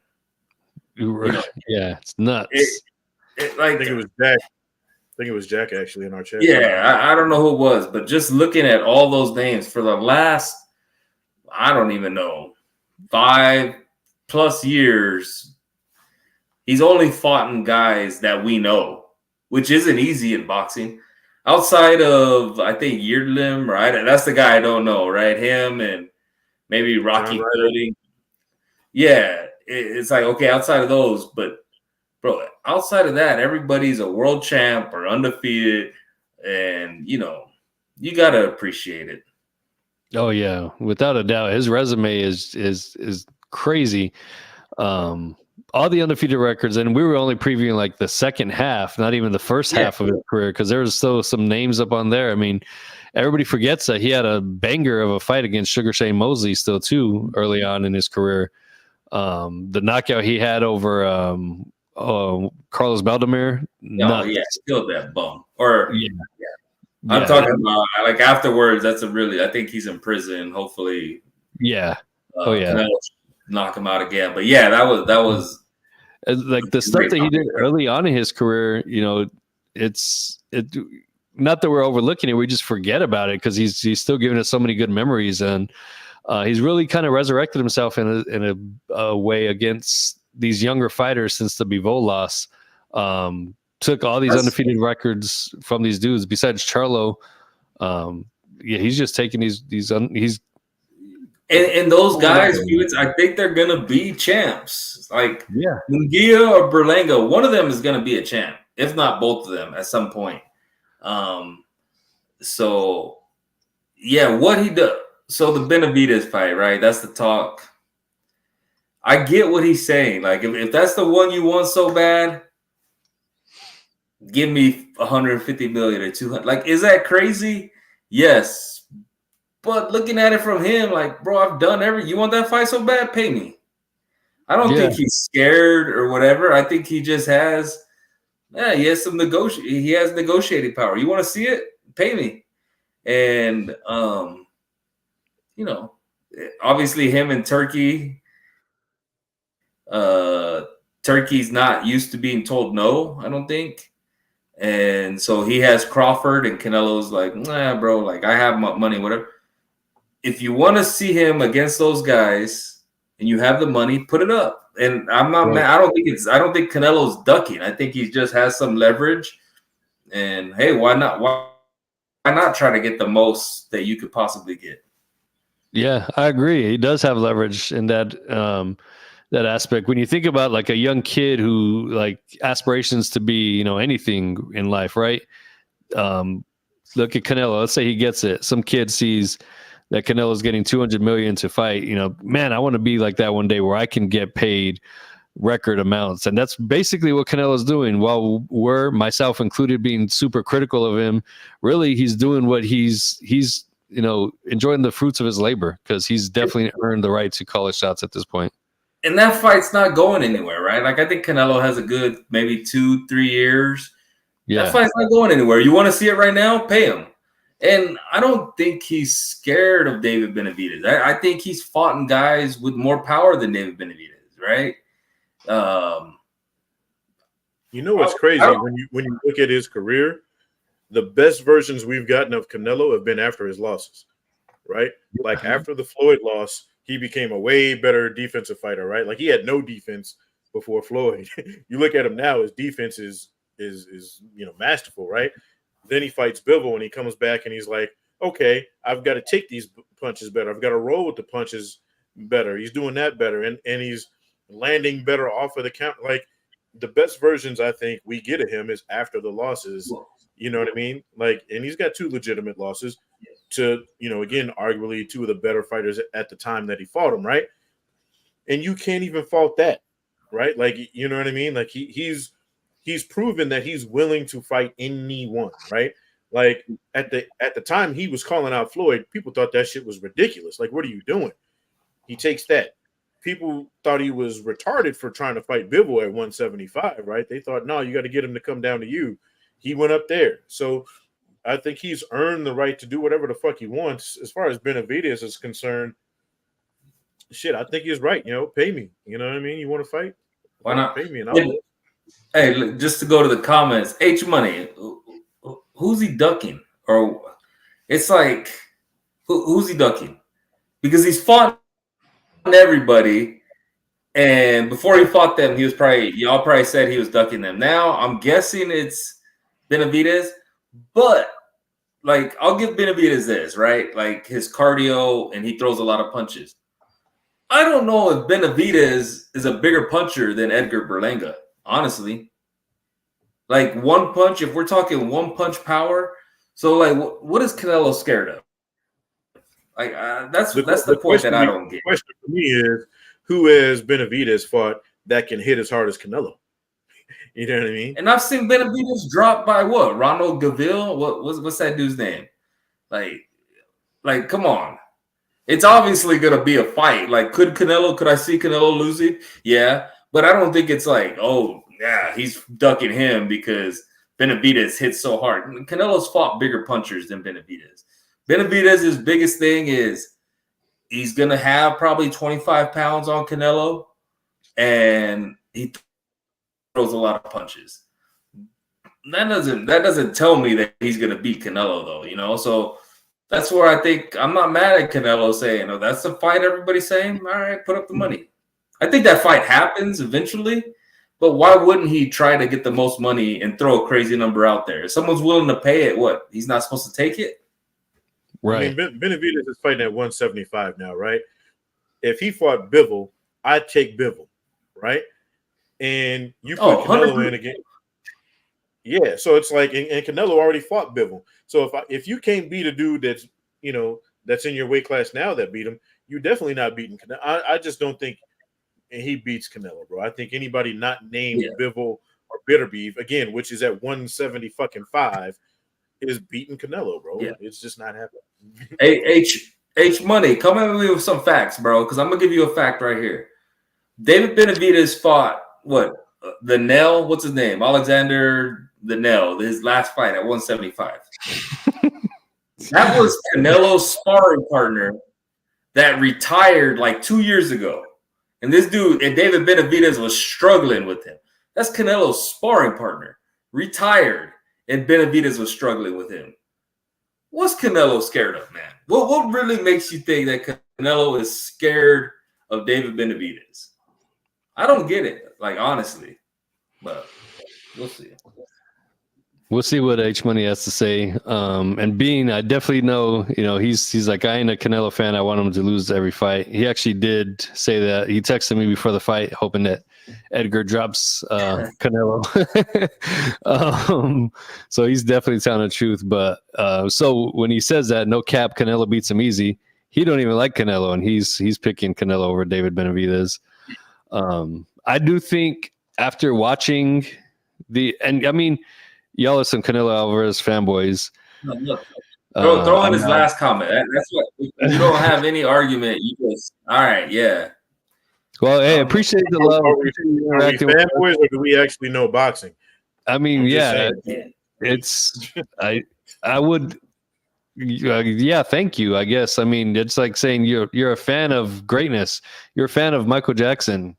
You're a fan of like great people. Like, oh, okay, thanks. I have great taste. So yeah, No, the but three of us he on this can't. panel tonight have great taste in champions. But the big thing is right there is like he can't even say, he can't even present his argument. He just says, "I'm out." I want to know what he said. He says Canelo's a disgrace. Tell me why, bro. Give me some facts.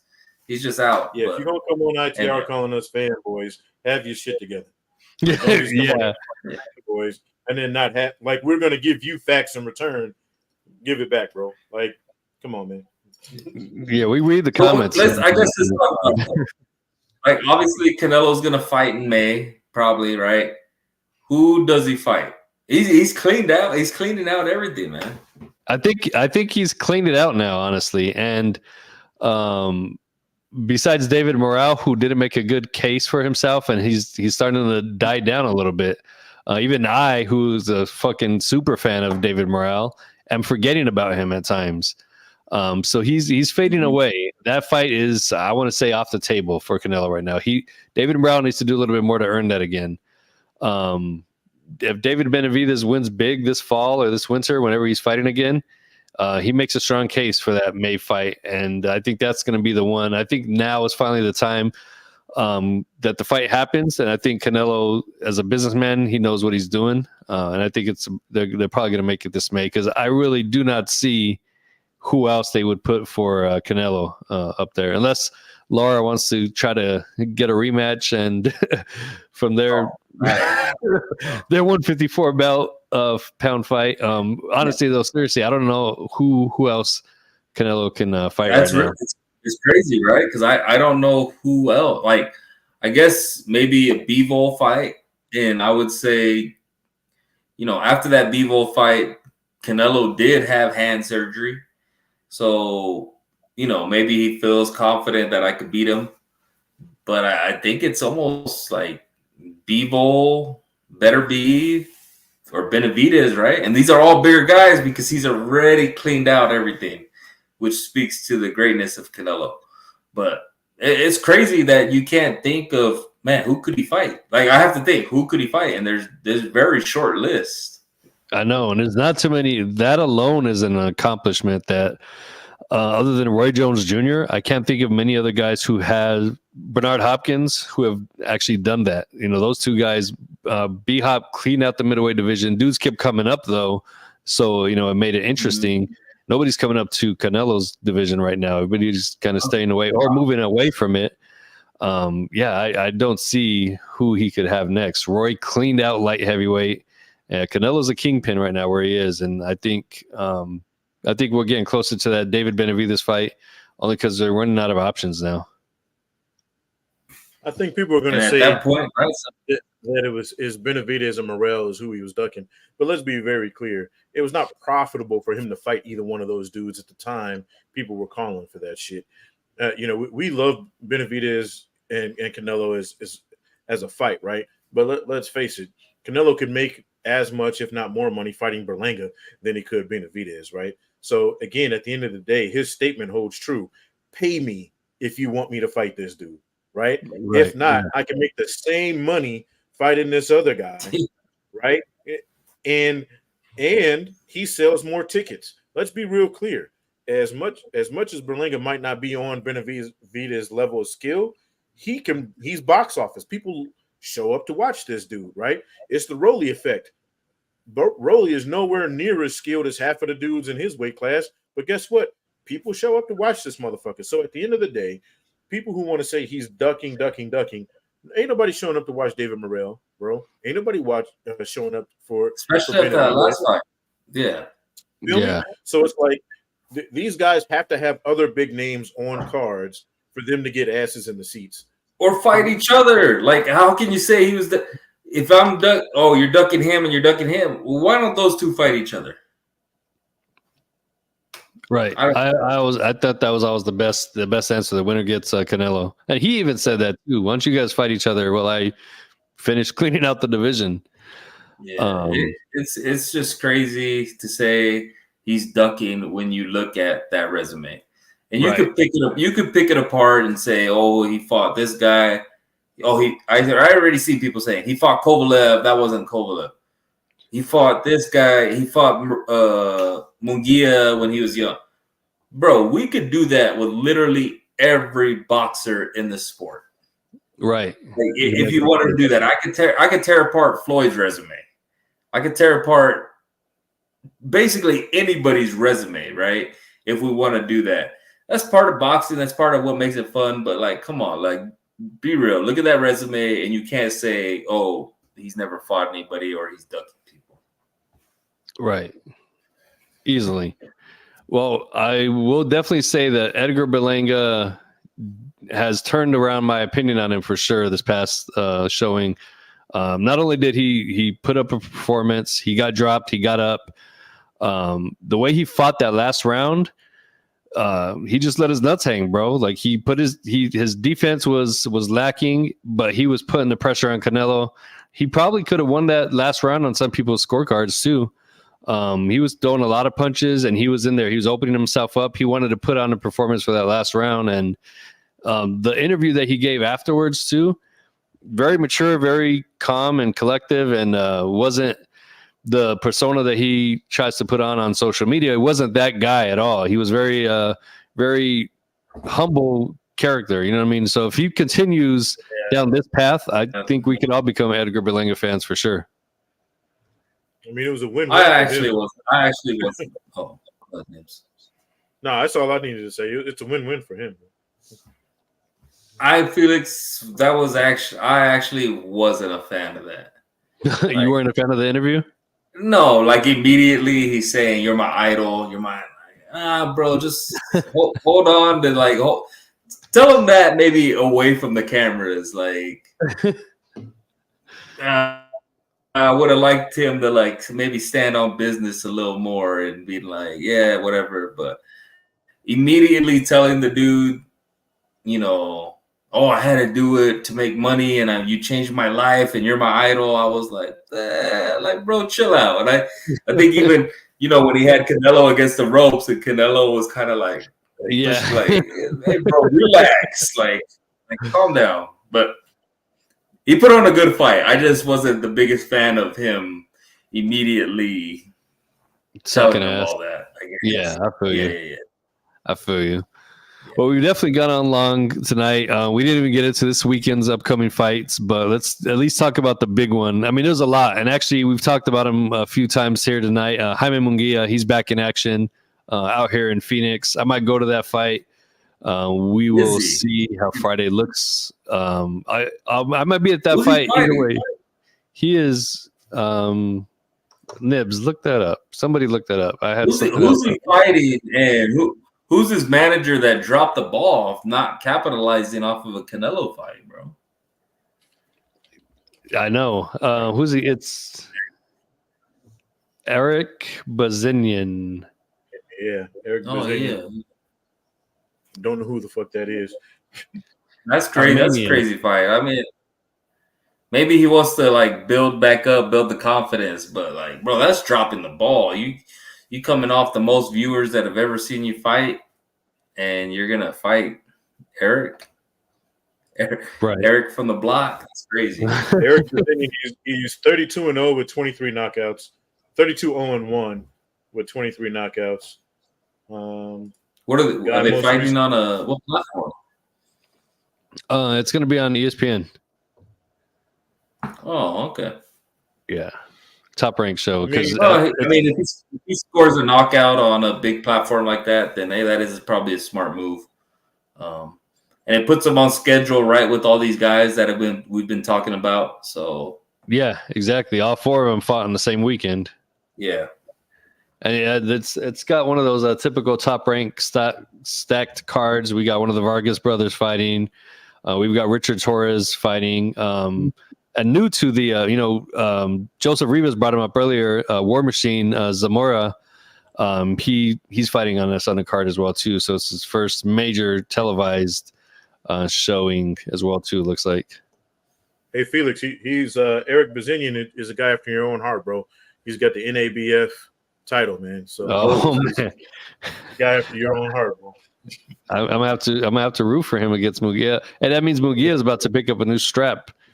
Let's go.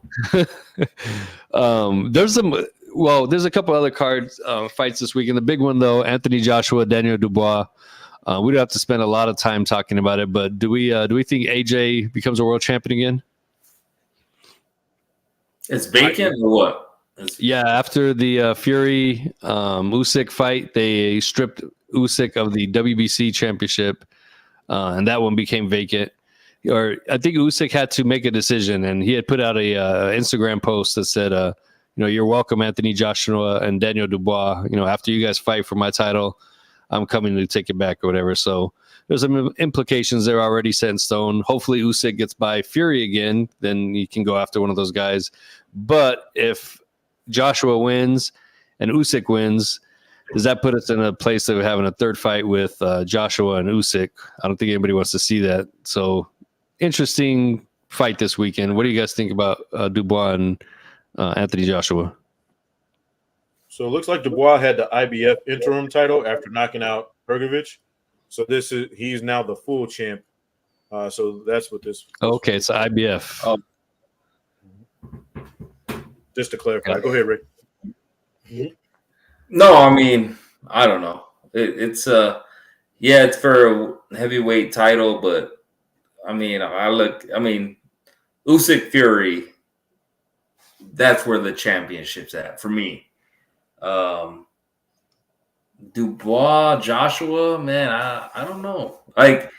Dubois probably had the better recent run, right? Because let's not forget, he arguably had a case for knocking out Usyk, right? Remember the whole low blow thing and everything. So Dubois has been on a crazy run. If Joshua, is the Anthony Joshua we expect and gets Dubois out of there, I think that's pretty impressive. It's actually impressive on whoever wins, I think. But I'm thinking Usyk Fury is the only heavyweight fight that matters for me right now. So, oh yeah, without a doubt. What do you got on this one, Nibs? I mean, Dubois became my favorite fighter when he knocked out Big Baby Miller. Thank God somebody did it. And I think his stoppage of Hrgović was impressive. I think that's much more impressive than what Joshua did in his last fight. I still think Joshua is the better talent naturally. You know what I'm saying? And he's got, I think he's got more skills and he's got more tools in his chest than I think Dubois does at this point. So I still think he wins the fight. But to me, it's almost sad because I want Dubois to win because then it gives us another, wrinkle in that, that trilogy basically. Because if Usyk loses to, if he loses to Fury, they're obviously going to run it back for a third time. So it makes it more exciting if Dubois wins because then we could possibly get a trilogy with him and Joshua. You know what I mean? As opposed to whoever wins. Like if Joshua wins, he's probably got to wait. You know what I mean? He's just going to be sitting around fiddling his thumbs until Fury and Usyk figure their shit out, unless Usyk wins again. So I want Dubois to win. I think Joshua takes it. I think for the better of the sport, and I'm going to just go with that, I think it's better if Anthony Joshua wins. He's just, box office. He's Anthony Joshua. So if he were to win that fight and become champ again, I think that's better for the sport. And his next fight is going to be a title fight. Dig Deontay Wilder wherever he's buried. And I still want to see Joshua Wilder. I just think the sport's probably better if Joshua is a champ. And I think there's bigger fights.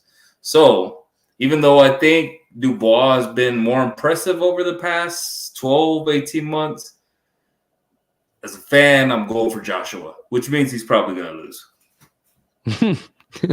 We'll see. It should be I think Joshua has momentum on his side. I think he has a newfound confidence, and I think he has a belief in himself that he never did before. And I feel like he truly knows he belongs here now. Whereas before, I think it was a question like, is he like a plant in a sense into the sport? You know what I mean? Because he is so box office. Like, was that the whole reason behind having him put on? That was me knocking over my empty bottle of Sprite, by the way. But I think he believes in himself now more than ever, finally. And I think that's a good headspace to be in. I think he's gonna be in a tough fight, but I think he's gonna pull it off against Dubois.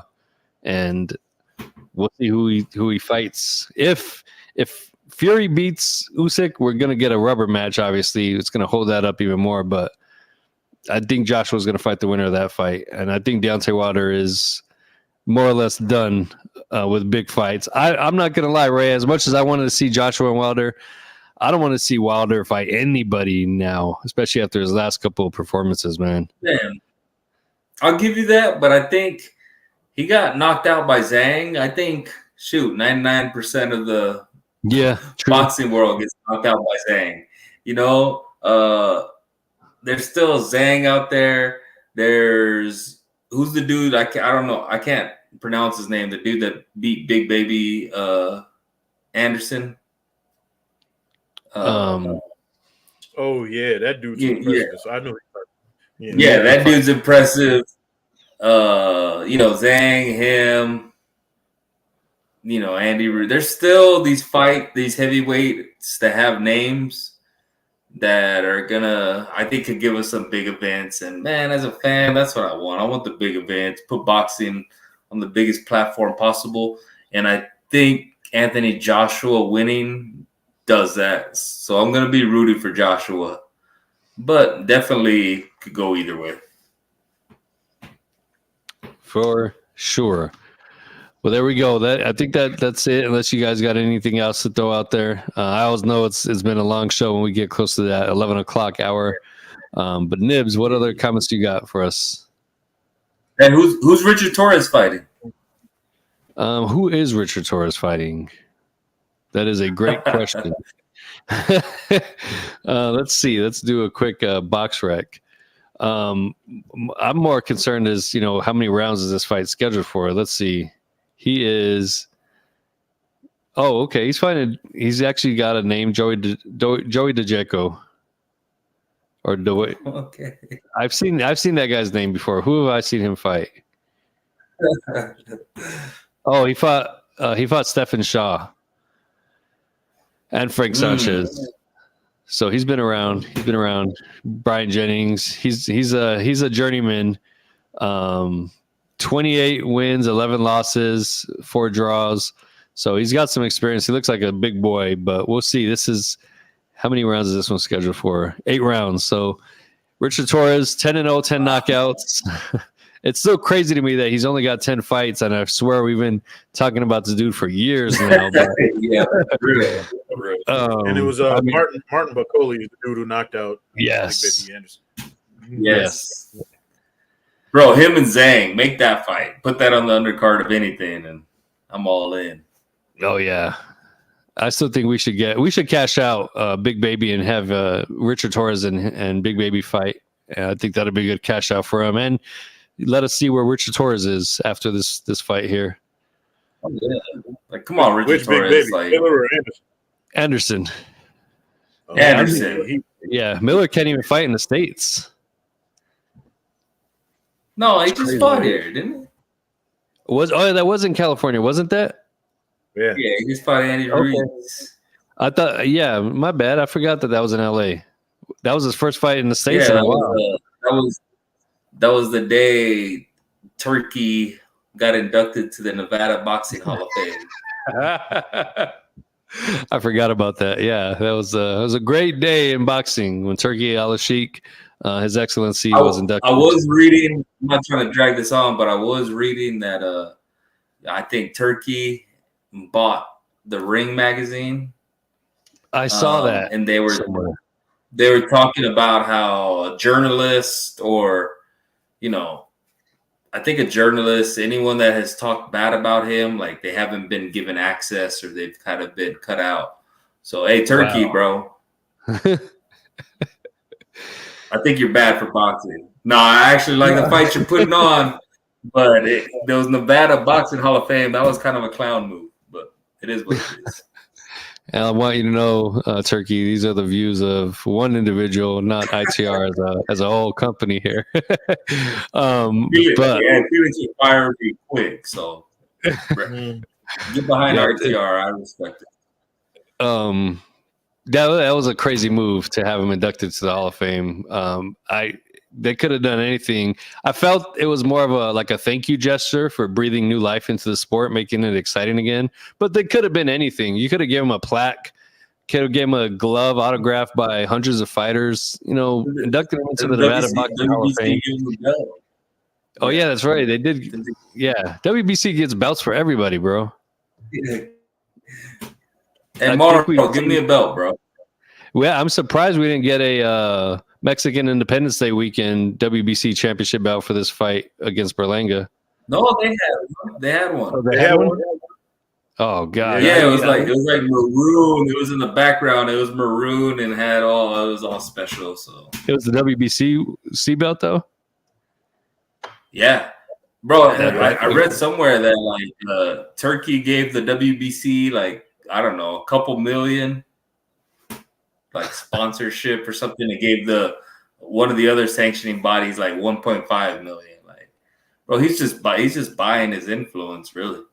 Really is. He's a popular kid in school right now is what he's doing with his parents' money. As long as he gives us good fights, what can we say, right? Yeah. Just ride the wave as long as it goes, I guess. We'll see. We're only just a couple years into his influence, and there's been a lot of people who come and go in the sport of boxing, or sometimes a lot of excitement. You remember when PBC first hit the scene, how exciting that was. I remember back in the day when 50 Cent said he was getting into management. That was exciting. So we'll see how long His Excellency lasts. So you have Turkey over here, and you kind of have Al Heyman is now the underdog. Does Heyman sell to Turkey? Do you think? I don't know. Because they're on, PBC being strictly on Amazon now, it's kind of crazy to me. It's kind of like they're just there's the CW network, it's the not really respected local channel of local channels. I feel like Amazon Prime is the CW of streaming platforms. And the fact that that's where our boxing is crazy. That's what's kind of crazy to me is because Top Rank has made they have with Turkey, and De La Hoya is best friends with that dude, and Al Heyman and PBC, who came in with all the money, they're now the little guy, and it's just kind of roles in reverse. And I just wonder if they stay in that position, or if Turkey's able to kind of gather up all of American boxing. We'll see. But hey, at the end of the day, if I'm getting a fight, I want to see. I didn't mean to cut you off. I'm saying I think the move for the Turkey dude is to build his own platform, become DAZN, become Showtime, become ESPN Plus, right? Because that's what's lacking. We got a shitload of promoters, bro. You know what I mean? But Showtime leaving the game kind of opened that shit up, right? Netflix is putting on fucking fights. You know what I mean? So if Netflix and Amazon Prime are putting on fights, if somebody were to come along, me and Dakota were talking about this shit, last week, it's if there was a platform where I didn't have to pay extra, I'm paying for your platform and then I got to pay extra for the extra fights, for the pay-per-view fights. Just have a subscription where it's okay, you pay this, we'll put on a shitload of fights. Kind of like what the Zone started off as, right? If he came out with some shit like that, Zone was supposed to be. Right. He'd shut the game down, bro. He's already kind of winning, but he'd be able to shut the fucking game down because nobody else is doing that. PBC had to look for a partner, Top Rank has to look for a partner, you know what I mean? The network to put them on. He's got the money to do it. I'm not trying to give him any idea.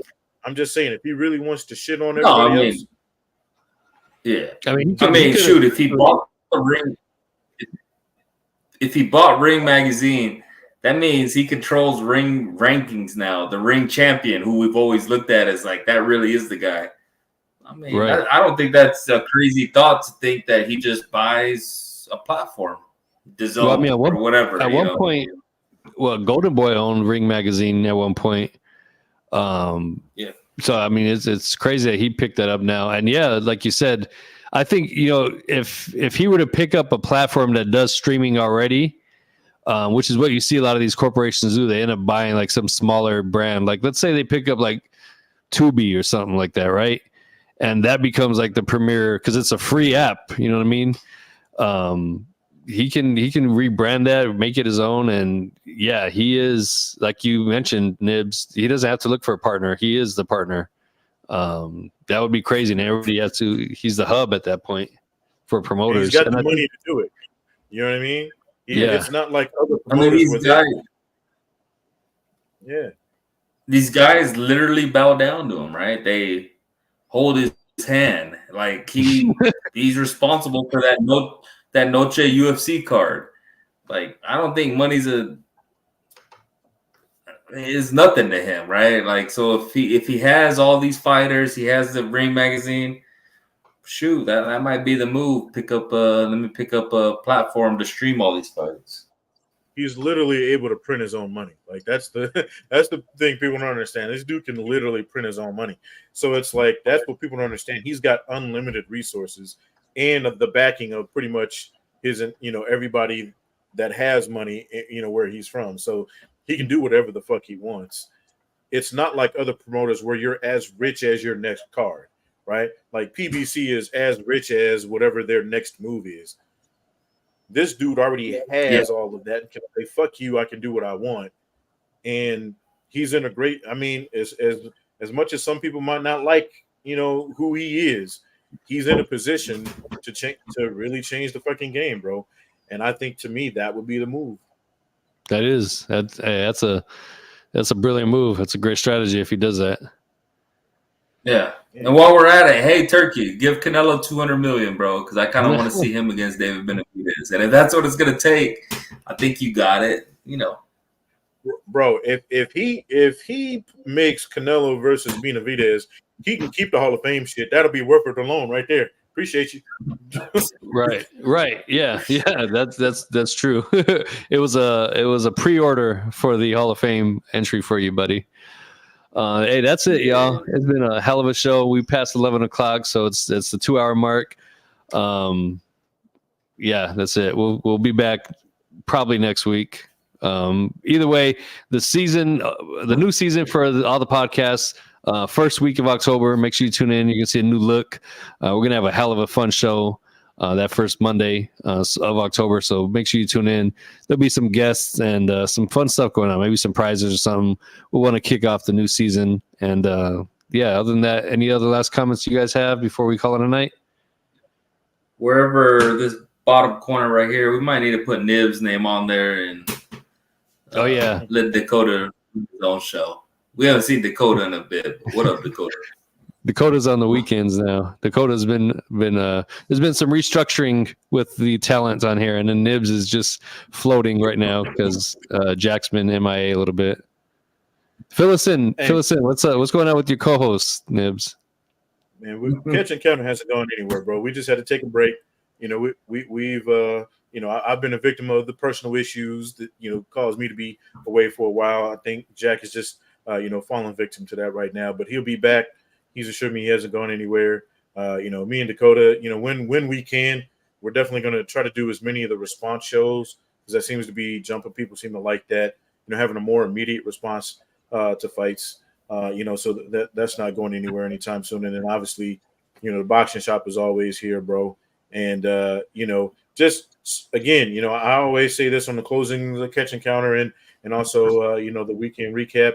Support local boxing, bro. I don't even have to say much to advertise that other than look, Joseph Rivas, the guy we had on earlier, right? He's a shining example of why you guys should support local boxing on all levels because his opponent dropped out. Maybe if his opponent had more support, he'd have showed up. You know what I mean? Who knows? There's a reason you support local boxing. It's for guys like that so they can keep on being able to provide and feed their families.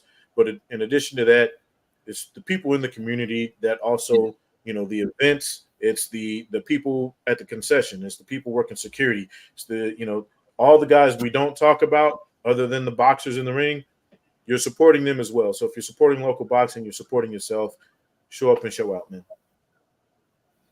Beautiful. It's like that everywhere. It's like that everywhere, right? But this hits kind of closer to home because Felix, that Arizona boxing scene is on fire, right? We just talked about one of the biggest cards of the year. That's Castro. That's McCumbee. That's guys you couldn't have seen at these local cards. And we're gonna see more. Abel Ramos. Arizona boxing's on fire, bro. So without a catch doubt. it early. Yeah, I can't think of any other. You got the tri-state area, you got California, but Arizona, it's a tight community, and the boxing scene out here is nuts. This weekend, actually, we have Jaime Munguia fighting. Who is it? There's they're gonna kill me. Whoever's watching it right now. There's somebody on the undercard. I'm gonna look it up real quick because I forgot. He landed on the undercard. Well, obviously it's in Phoenix, right? Let me find the name. Who's the guy that I know that's fighting on the card? I don't know. He's not on the card anymore. So never mind. But Jaime Munguia, normally those cards come out here wherever you're at. So an example, just to kind of piggyback what Nibs was saying, when you go to these big cards, Jaime Munguia is going to be fighting here in town this weekend. There's going to be some local guys that are out there that always have the crowd support. Make sure you guys go out there and support those guys too. There's going to be a merch table. There's going to be, t-shirts, stuff like that. Support these guys. This is how they make their money. As Joseph Rivas pointed out, you can buy tickets from the venue for the event, or you can buy tickets directly from the fighters.